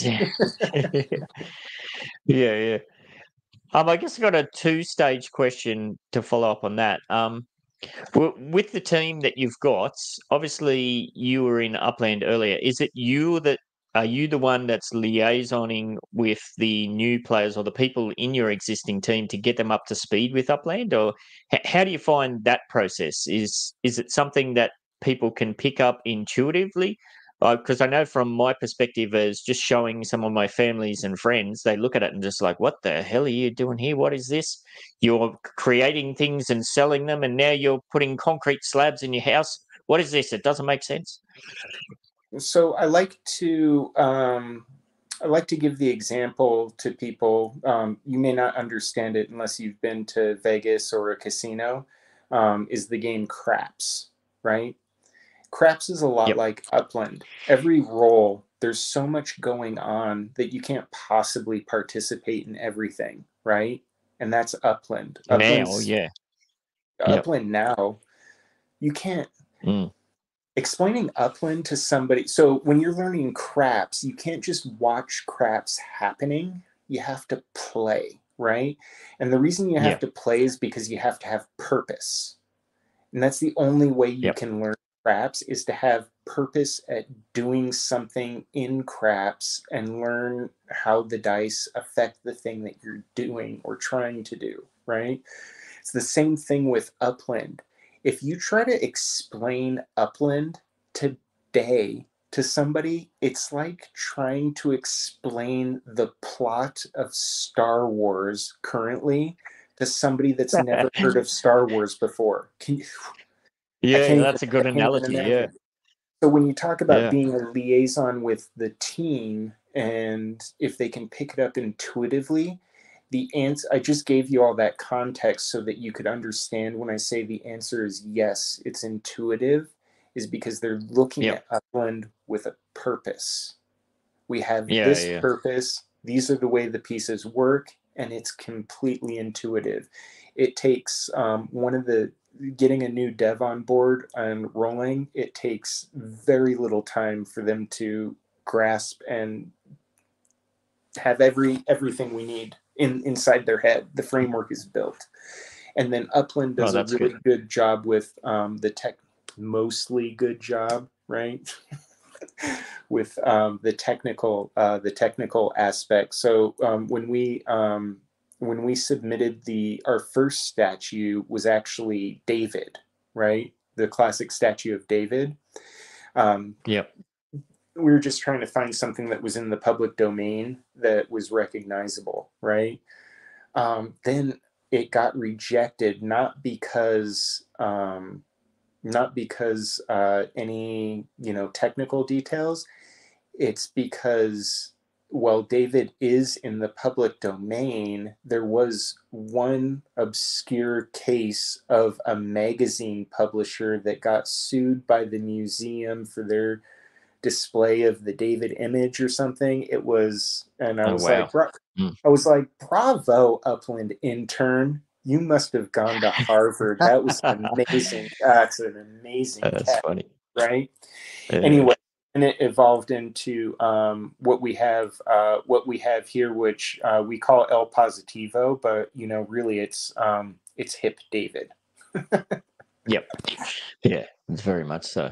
Well, from my perspective, like way back in the day when people would say, what is this? I'd say it's monopoly on the blockchain, and people say, well, what's the blockchain? And then their eyes would glaze over at that point. So nowadays, trying to explain it, it's I don't even know how you would try to. So that's good. That's interesting to see that. Having a purpose, you're having a reason to do it. That makes sense. Well, what about, how do you feel like as a personal player onboarding just new random people? Like if people come in from the ads, like compared to how we onboarded, what do you think the learning curve is there? Is Upland doing enough to help support that kind of transition? My personal view, and this carries over into Next World too, right?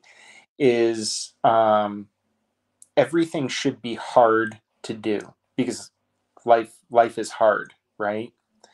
So on Next World, there will be items that you farm that are fairly simple and easy to get, but they're not going to be worth much because they're simple and easy to get, and everybody will be mining and farming them, right? Then there's going to be niche things that will be harder to do, and the reason we'll make it harder to do is because I believe, for a balanced economy, not everybody should be doing everything.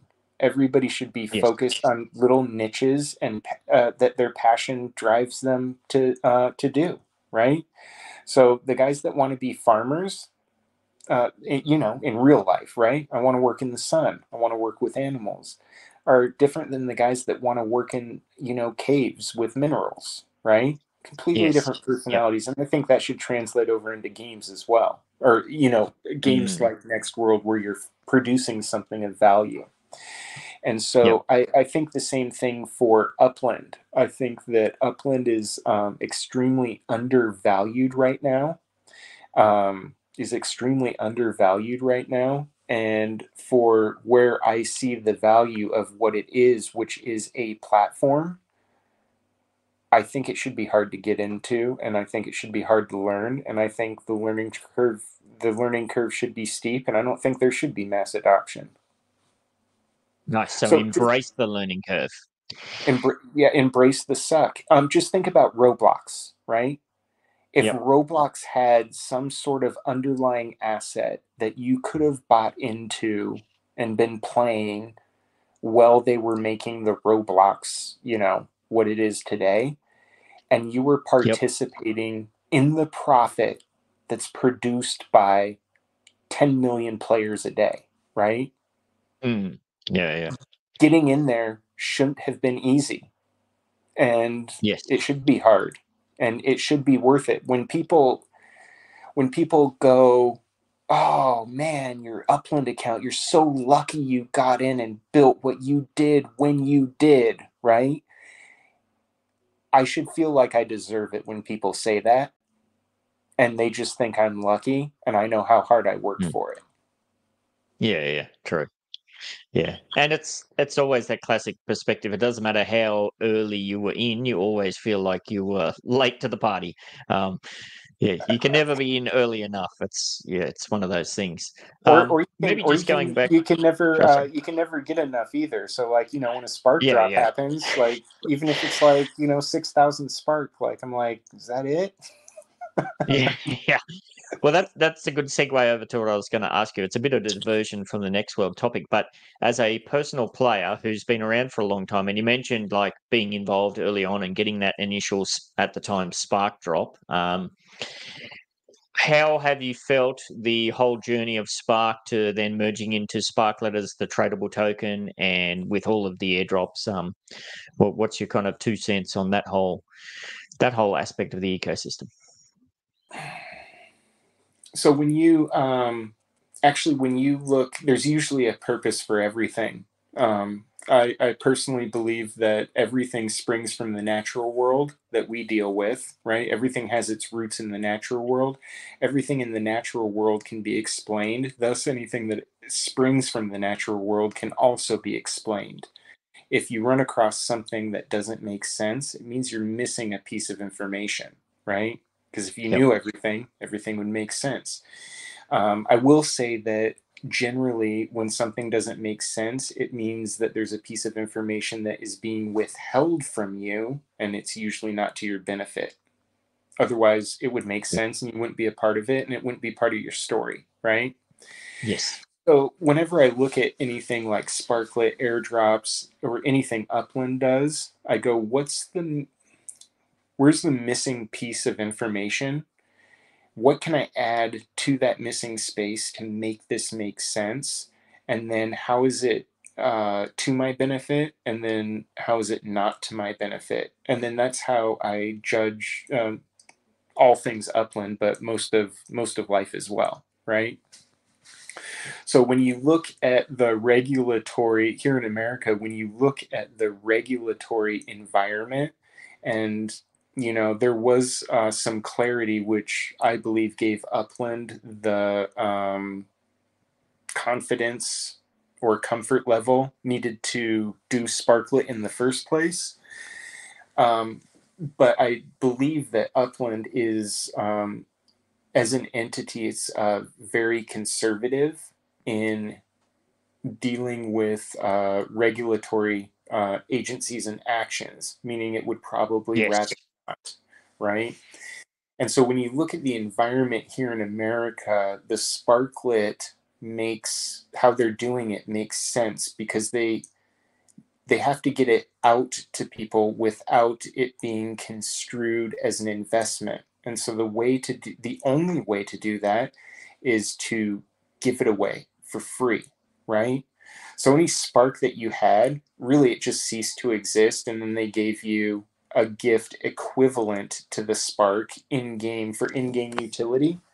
It's If Sparklet's you equivalent. purchased it. Yeah. Anyway, so your spark ceased to exist and it was replaced with Sparklet, right? But at a rate that your utility in game wouldn't be affected. So you're at the same rate of utility that you were before Sparklet. So regardless of price, At right? present. Yeah. So, but there is something interesting that we're missing is all of the airdrops, right? So there's obviously a number of Spark that they want to get out into what I call the wild. They want to get a certain number of Sparklet out into the wild, and I'm just theorizing here. But Yep. whenever we do anything in any of our games that's on the blockchain, economy is, an overriding, concern. Like, you can't do anything that is going to hurt the economy. You don't want to do anything that will necessarily help. You just want to stay balanced, right? And sometimes doing those long-term balances can only be attained by doing short-term imbalances, right? Yep. Because if we knew what was in the future that required Spark, but they hadn't released enough Spark to support that future utility, we would all be buying Spark and it would overheat the economy and it cause a long-term imbalance instead. So the real question I have in my mind is, why did they have the number that they have? Because it doesn't make sense if you look at it in the short term. And what are those plans in the future that would require this number of Sparklet to support and maintain a balanced Sparklet economy?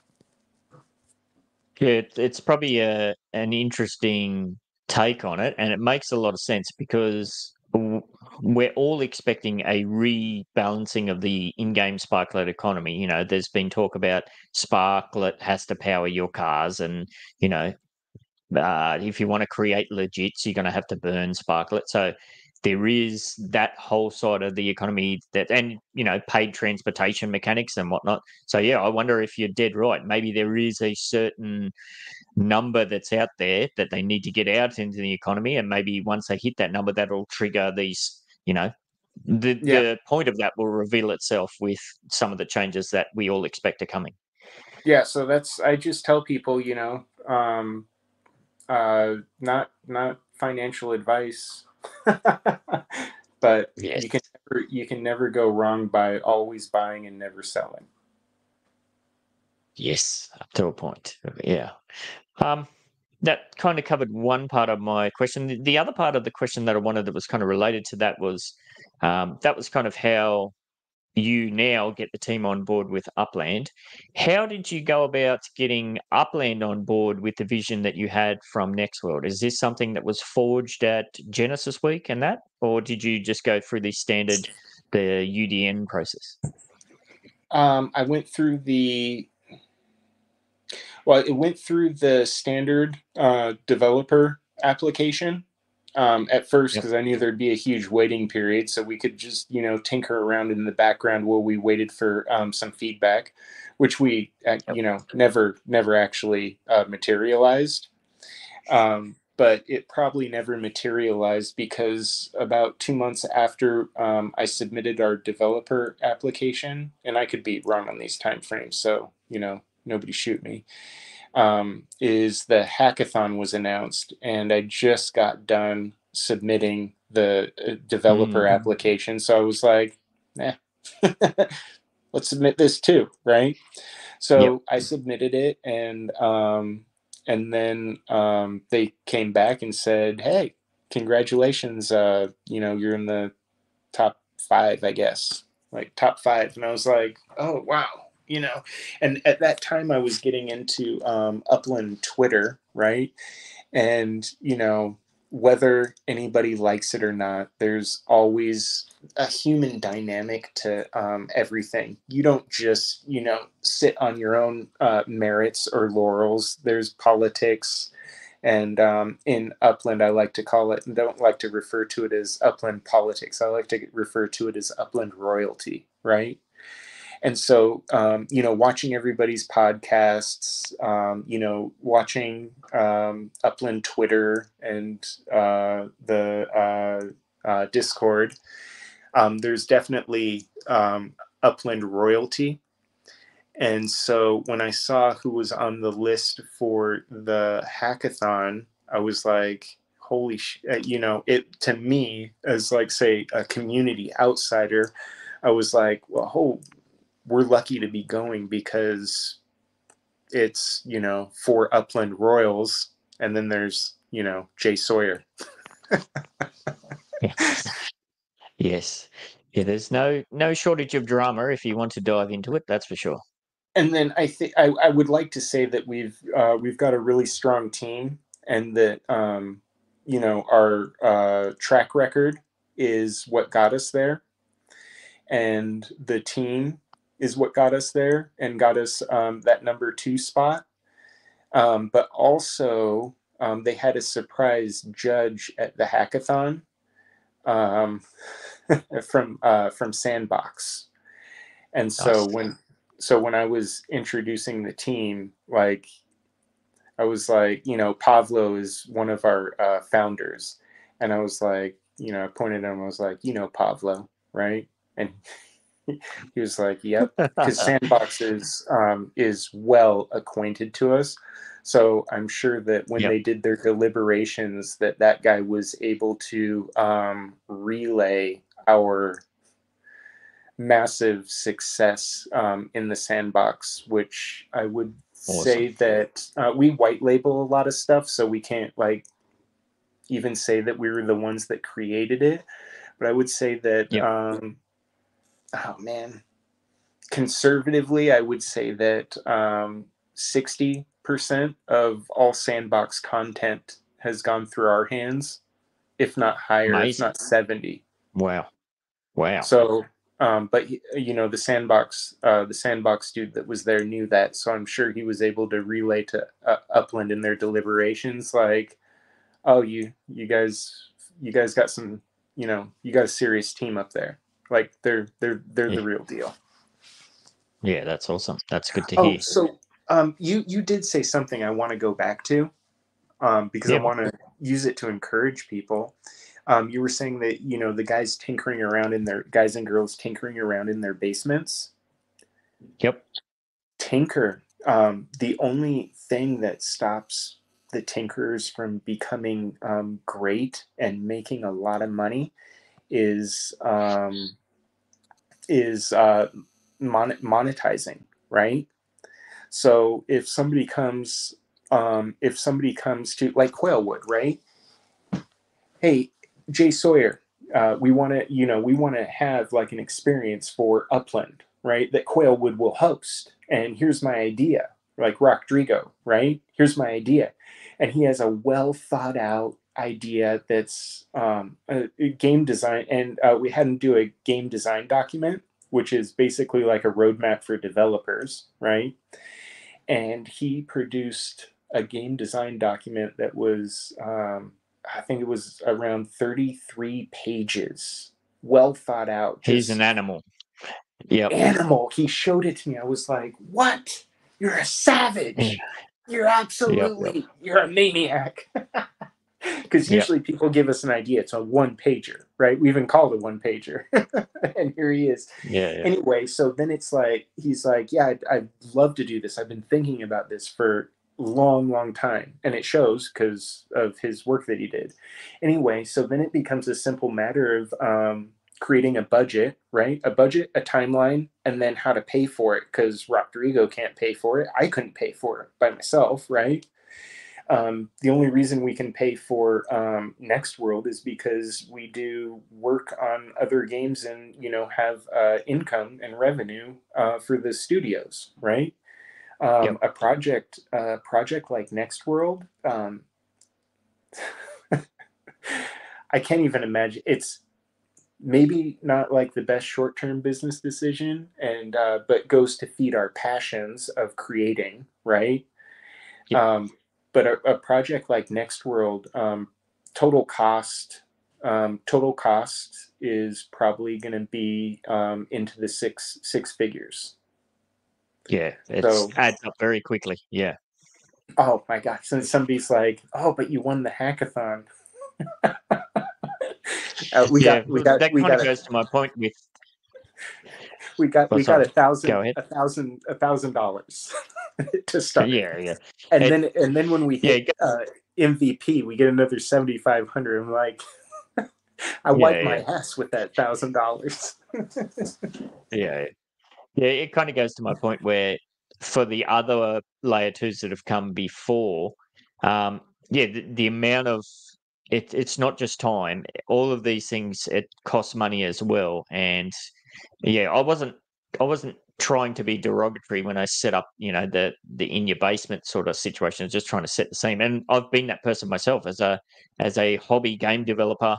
Years ago, my roadblock out of that wasn't financial. It was having a wife and 3 kids. That kind of that kind of consumed all of that free time that I had to tinker there. So Oh, yeah, but so and it cannot be underestimated the time that's required and the money. and our founder, our co-founder, Pavlo, it was him and his dad came up with a game, and they sold the idea of the game to a game studio, and that's where he made his first money.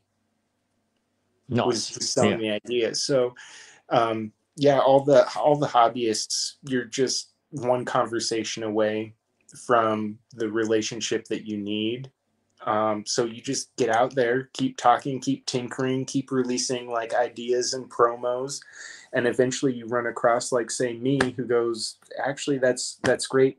You can monetize, you can support your game this way. Here's how you can raise the money, right? And Upland makes it easy. It is a great way because you can sell like what we're doing with the map assets, right? The whitelist. You can create Yep. all the different game mechanics or map assets, block explorers, sends, etc. A multitude of things that you can then sell to your community, and the community funds the game that then they'll later be profiting on. And so it's a great way Yep. to also share the profits with your community as well, without doing the Yep. accounting work. Absolutely. All right. I have taken up 2 hours of your time. There's a few extra things I'd like to dive into before I get you out of here, if that's okay. First and foremost is, as I mentioned at the start of the show, I'm aware of who you are and kind of what you're setting up to do, but I'm not 100% up to speed with all of the mechanics and whatnot. I did share a screen while we were looking at your statues that you have available, and I can pull that up now. You currently have those available in 4 different people's Metaventure showrooms. So there's what's this, Vulgar Assets, that's for old mate Elslack, and then I believe this is Rodrigo in Bakersfield, and there's also Ace Collectibles, and we've got one more, I believe. BK, as I say, Eclectic Collections. Yeah, so we know that the statues are there. Thank you very much. You've sponsored the other podcasts that I do, and I've given away a whole bunch of these. You've given one to me as well to keep, and we're going to give away. What one did you say we're going to give away as part of this As a show? part of this one, Was we're it gonna a silver one. a silver one? So that's you've got the different tiers of those, and how we kind of didn't really discuss how we're going to give that away, but I guess maybe drop a comment in. Is there something that you want to ask Jsawyer or the team about Next World? What are you excited about Next World? All of the comments, we'll put those on a wheel. I'll put those on a wheel at some stage and give that away. So we do know there's all of the tiers of the statues. So explain it to me like I don't know what's going on, because I truly don't know what's going on. I've seen this. I've heard you talk. I've looked at the Next World X account. I like what I see. I go and get a statue. Where am I going to go from there? So we'll basically be, blockchain is so beautiful because you can track everything and everything's there forever, right? So first thing that we'll do once we open it up to beta, alpha will probably be the alpha test will be kind of like those Spud Wars where you can build and play the game and test it for us, but we're not able to save any of that testing, so it just goes away, right? And Yep. then if you were involved, we'll give you a reward, a manual reward for when beta starts. But when beta starts, we'll go through and we'll validate all of the statue sales, and then we'll send out access codes to statue owners that they will use to get access to the Next World platform, right? So if you have the white statue, which is called the Marmor, that one is access only. So you get access, but there's no bonuses. Like you get in, like it's a ticket in, right? Yep. If you get a bronze statue, that's going to give you a bonus mix of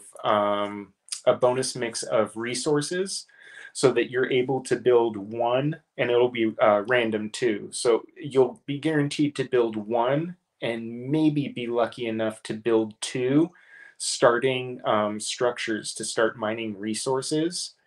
And then the silver one is a structure plus resources. So then you build your other two structures. But if you can only build one structure, what you're doing is you're producing whatever you're producing, going on the market, selling it, and then buying whatever you need in order to build your additional structures. The gold one is going to come with all of the structures. The diamond one comes with basically a fully mature account, meaning this you don't only get all of the starting structures, but they're also fully upgraded.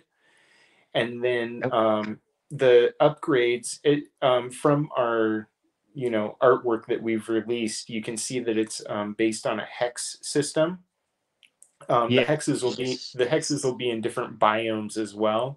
But just to keep it simple, our structures will come with two types of upgrades. You'll have vertical upgrades, which upgrade the main structure, and then you'll have horizontal upgrades where you're taking up more hexes. So the diamond statue will come with fully upgraded account, fully mature account. The black statue is comes with what the diamond comes with, plus profit sharing, and there's only 5 of those.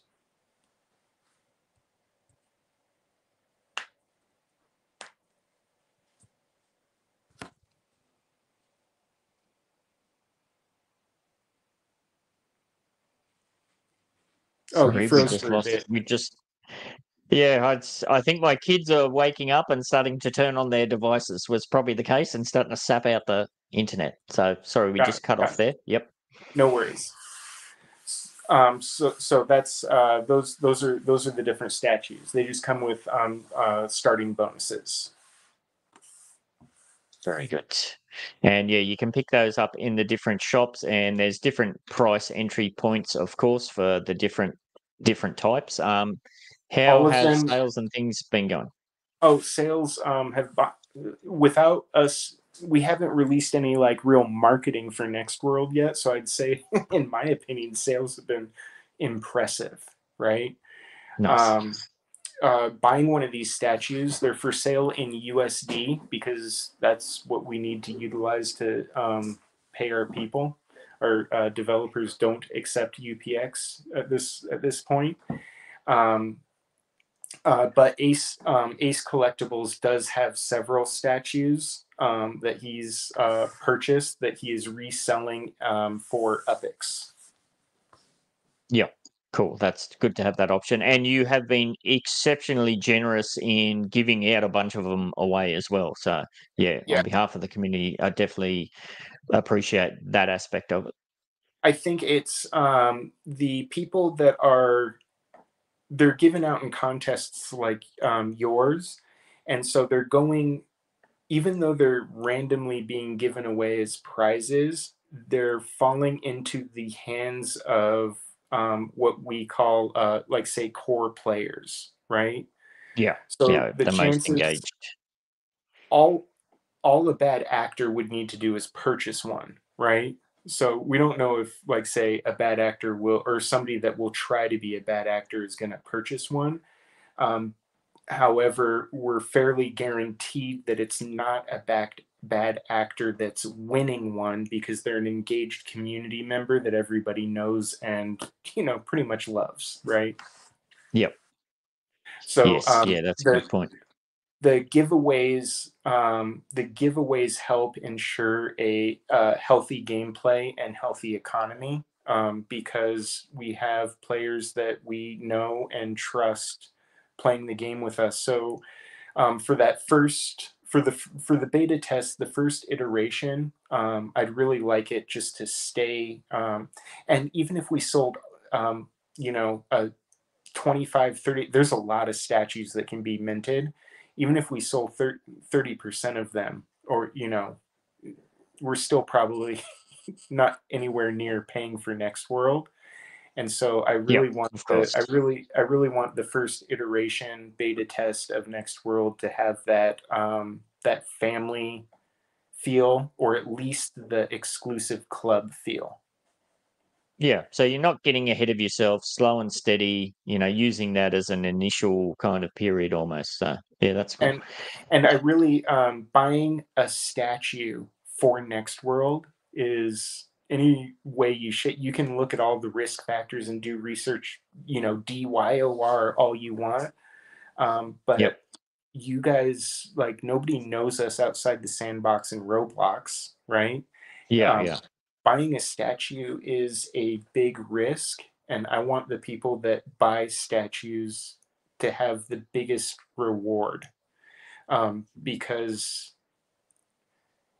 if you look at people spending money in the bear market, having a discretionary, even $15 to buy a 3D, what boils down to a JPEG, Yep. it's huge. It's huge, especially in some of these other countries. So the ones that are taking that risk to go on a journey with us, I want to make sure they get theirs. Kind of mirrors Upland's history almost, like when I was establishing my account and, like I said, buying 6 million UPX worth from Bitcoin and that sort of thing, there was no USD out option. So, people look back at, hey, it was so unfair that you got airdropped all of that Spark back in the day for free. But yeah, there was a risk factor there that you can kind of see how that was kind of factored in almost as well. So it's kind of a Yeah, mirroring of that.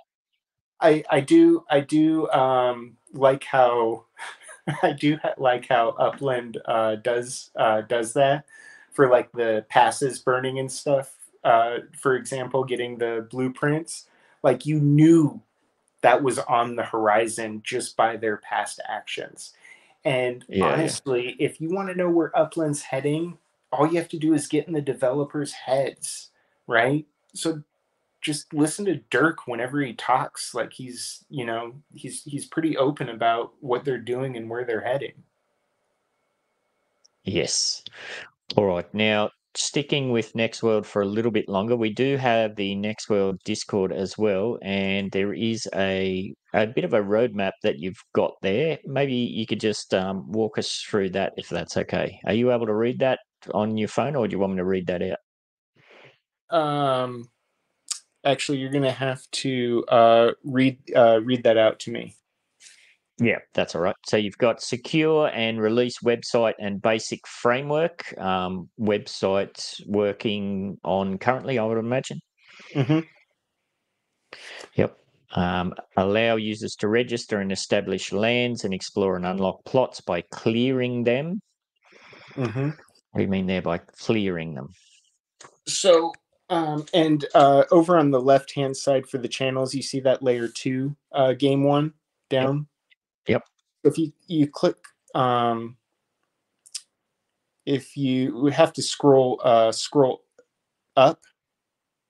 Can you scroll up? So Yep, there's I'm right at the top. what you would call a Discord version of a white paper there, right? Yes. So Yep. let's go back to the roadmap, but all of the pieces of the roadmap you can find explained inside that white paper. But for Nice. when you enter into Next World, the hexes that you have are going to be based on the properties that you own in Upland and the structures that you've built, right? Yep. But just like in the real world, you have to explore them to know that they're there. So let's say, a forest covered in fog, right? So you exit your little cave, and you go and clear the fog. And then, just like Yes. in real life, you have to prepare your land for what you want to do on it, right? Yep. So we call that clearing. So there will be a couple of mechanics, for that. To begin with, we'll probably keep it really simple. Exploration usually just costs money, so we'll have a small UPX or UPX fee to explore. And then clearing is usually when you have a piece of land and clear it. If you're doing, Yep. like say you're self farmer, right? Or somebody building a shed or a house, they usually do it themselves. So it's sweat equity. So it doesn't Yes. cost anything. It just takes a little bit of time. So to clear it, we'll just have a timer that comes up and does a countdown. And then eventually we'll be incorporating block explorers in as well. And so you could, if you wanted to get that timer going a little bit quicker, say, and this is not set in stone, this is just a mechanic we're kicking around right now. You could assign one of your block explorers to clear the land, and it goes from, staking your block explorer. So then it goes from taking an hour to clear down to 45 minutes, let's say, right? Yeah. That makes sense. And then I'm big into the free to play as well. And so I want players to also be able to come into Next World to establish themselves, to get Upland assets, right? So let's say everybody starts with a block explorer, the general one, right? So let's say, Rahib can't like afford anything in Upland except to make an account and renew his visitor visa, right? But we're at the stage where anybody can make a Next World account, so he does. But he doesn't have he has one property, no buildings, so he doesn't really have anything in Next World. So Rahib could then go to other Next World players that are clearing land and say, hey, I'll let you hire my block explorer to stake on the land and speed it up, right? So then Rahib Yep. can make, let's just say 1,000 UPX because, that's how much he charges and that's how much people are willing to pay. And so now he can take that UPX back into Upland and start, buying more and establishing his account there to then, get more Next World assets at the same time.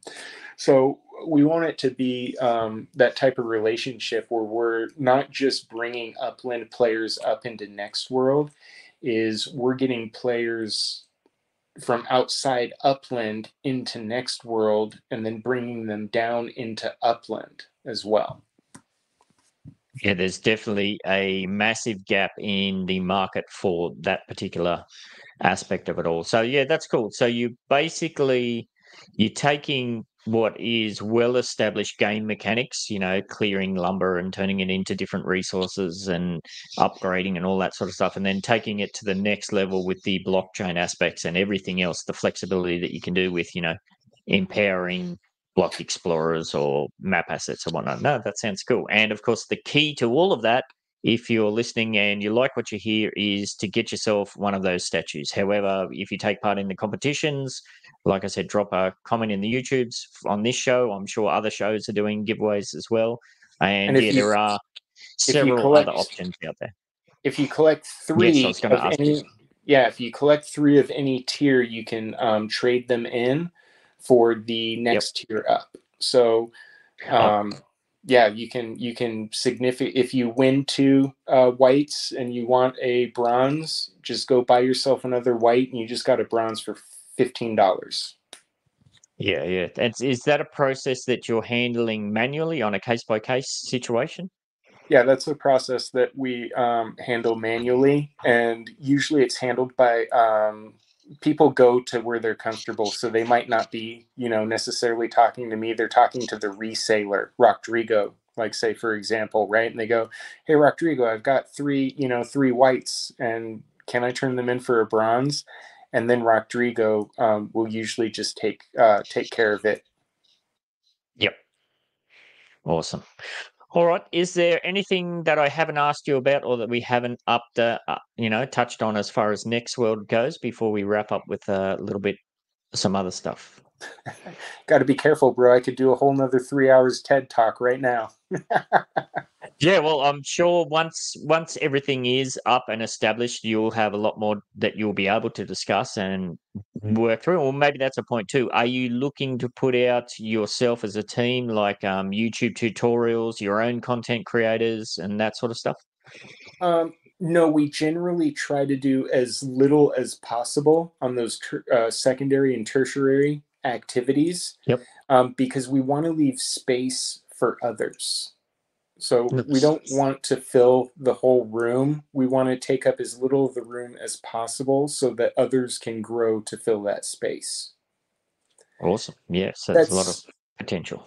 it's kind of goes to like the art or the author. When you're creating games, you're basically a writer. You're building games, dialogues, traps, puzzles, etc. So when you write something, like let's just say a Star Wars, right? Anything that you do as a creator, in my mind, is not cemented in the public realm until you have fan fiction. Until somebody's making fan Yes. fiction of your stuff, Yep. you're not a real creator. So we Yes. always want to, we Bootlegs and all the always, rest of it. yeah, we always Yeah. want to leave room for those creators. Awesome. So yeah, there's a lot more to come, no doubt. All right. Now, I don't know if you caught it on the last Upland Down Under podcast. We did feature you yourself as part of the Dynamic Node Builders team, the little card that Mesme and the team puts together. Um, a lot of interesting stuff there. And now I did say to the team when we were talking about it that I'd have to get the stories behind some of these. Some of these make sense based on what we've discussed previously. Been to Vegas, yes. Obviously, Genesis Week, superpower, connecting with people. That's obvious considering the team you're managing and some of the history that you've talked about. Famous fact about where you live, Wild West. Yep, again, plenty of insight into that. Tattoos, no. Most helpful thing you own, spaghetti measure. And now this is where I got a bit skew. If I kind of put that together with most common internet search, tartaria, I thought that must have been some kind of Italian dish, but apparently there's some what is it? Some historical bloody thing. What's that all about? So the spaghetti measurer is a super. Well, you have kids, right? And kids have friends that come Yep. over, and there's always random people at your house. You never know how many people you're cooking for until you're actually doing the cooking. And so a spaghetti Yep. measure is just a really easy tool where you can be like, oh, I'm cooking for, 4 kids and 3 adults. And you just change the shape of it, and it measures you out the dry spaghetti that you need in order to feed 3 adults and 4 kids. Modern magic. Yeah. Yes. All right. Well, what about Tartaria? What's that all about? So I'm really big into alternative history, and Tartaria is a theory that there was a reset, and this is kind of where Next World, the idea and theme for Next World comes from. Tartaria Mm. is the idea that there was basically a globe spanning civilization that was wiped out in a reset, and we came out back into the world after the reset, had to repopulate the world, but that we found all, like Melbourne, Australia, right? Yep. We didn't, Australians didn't build that, just like the Americans didn't build Chicago or San Francisco. We found them and then Yep. repopulated them, right? So Yes. Tartaria is just something that I've been looking a lot into as we develop the game narrative for Next World, so that it's not just a farming play to earn game. It's going to have a game narrative that should be entertaining as well. Interesting. Yeah, I was well aware of the idea that the Earth has gone through a global reset. What is it, about 12,000 years ago? And that may have been one of many. So yeah, I find that personally fascinating myself. So very cool. All right. And of course there has to be a story here. Never do again. Go on a cruise. Oh my gosh. Have you been on a cruise? I have never been on a cruise, and I have no desire whatsoever to go on a cruise because I've heard plenty of horror stories. Oh, well, there you go, bro. Here's a quick breakdown of cruises, right? There's Yep. different lengths of cruise. There's your 3 day to your 3 month cruise, right? Yep. Your 3 to 7 day cruise, those are party cruises. And depending on the length of time is the age group that goes on the cruise, right? So Yep. your 3 to 7 day cruise is like your 25 to 40 or 35-year-olds, right? But they're really inexpensive to go on. And so you end up on a ship with a lot of drunk people that I probably wouldn't hang out with in real life because they're a little too rowdy, right? Yes. Then, if you go above 10 days, for longer than 10 days, all of a sudden your average age jumps up to like 55 to 60. And Flip. Yeah. I'm not interested in anything those guys are interested in, so never go on a cruise again, because you're stuck at sea, and unless you're making friends and having fun and have a lot in common with the people that you're going with, it's probably going to be boring. Yes, I guess probably unless you go on one of those Chris Jericho rock and wrestling or cruises or something like that. Yeah, it's one extreme or the other. Yep. All right, very good. And the last one there that was interesting: survive the zombie apocalypse. 100%. You seem very confident. Yeah, What? it's any survival situation. You got to ask yourself what you would do to survive, and I would do anything. Yep, And those are we're the similar in that respect. I would do anything, and I wouldn't hesitate or have to think about it before I did it. I would just do it. The only people that don't survive are the ones that have to think about it before they do it in a survival situation. And I would just, I'd be a savage. And I live in Arizona, so I've got, there's tons of weapons. Yes, I'm of a similar mindset. Although, yeah, definitely with the hesitate or die aspect, or hesitate and die, as the case may be. Oh, and in prison, like when I was working in prison, like you have to use everything that you can as a weapon, including, your teeth if you have to, right? Your radio, a pan, a pen, a rock, your teeth, your hands, your boots, like whatever you can to survive. Yes, well, hopefully the next world doesn't come to that. it No promises. There might be some gamification elements in there anyway. Yeah, yeah, yeah. It'll be fun. It'll be. I'm really, really personally looking forward to playing, being a player as well. Oh, so Awesome, mate.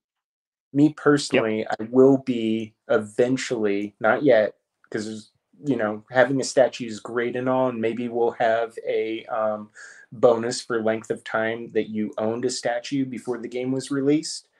Yep. But for me, I will personally be buying a diamond statue.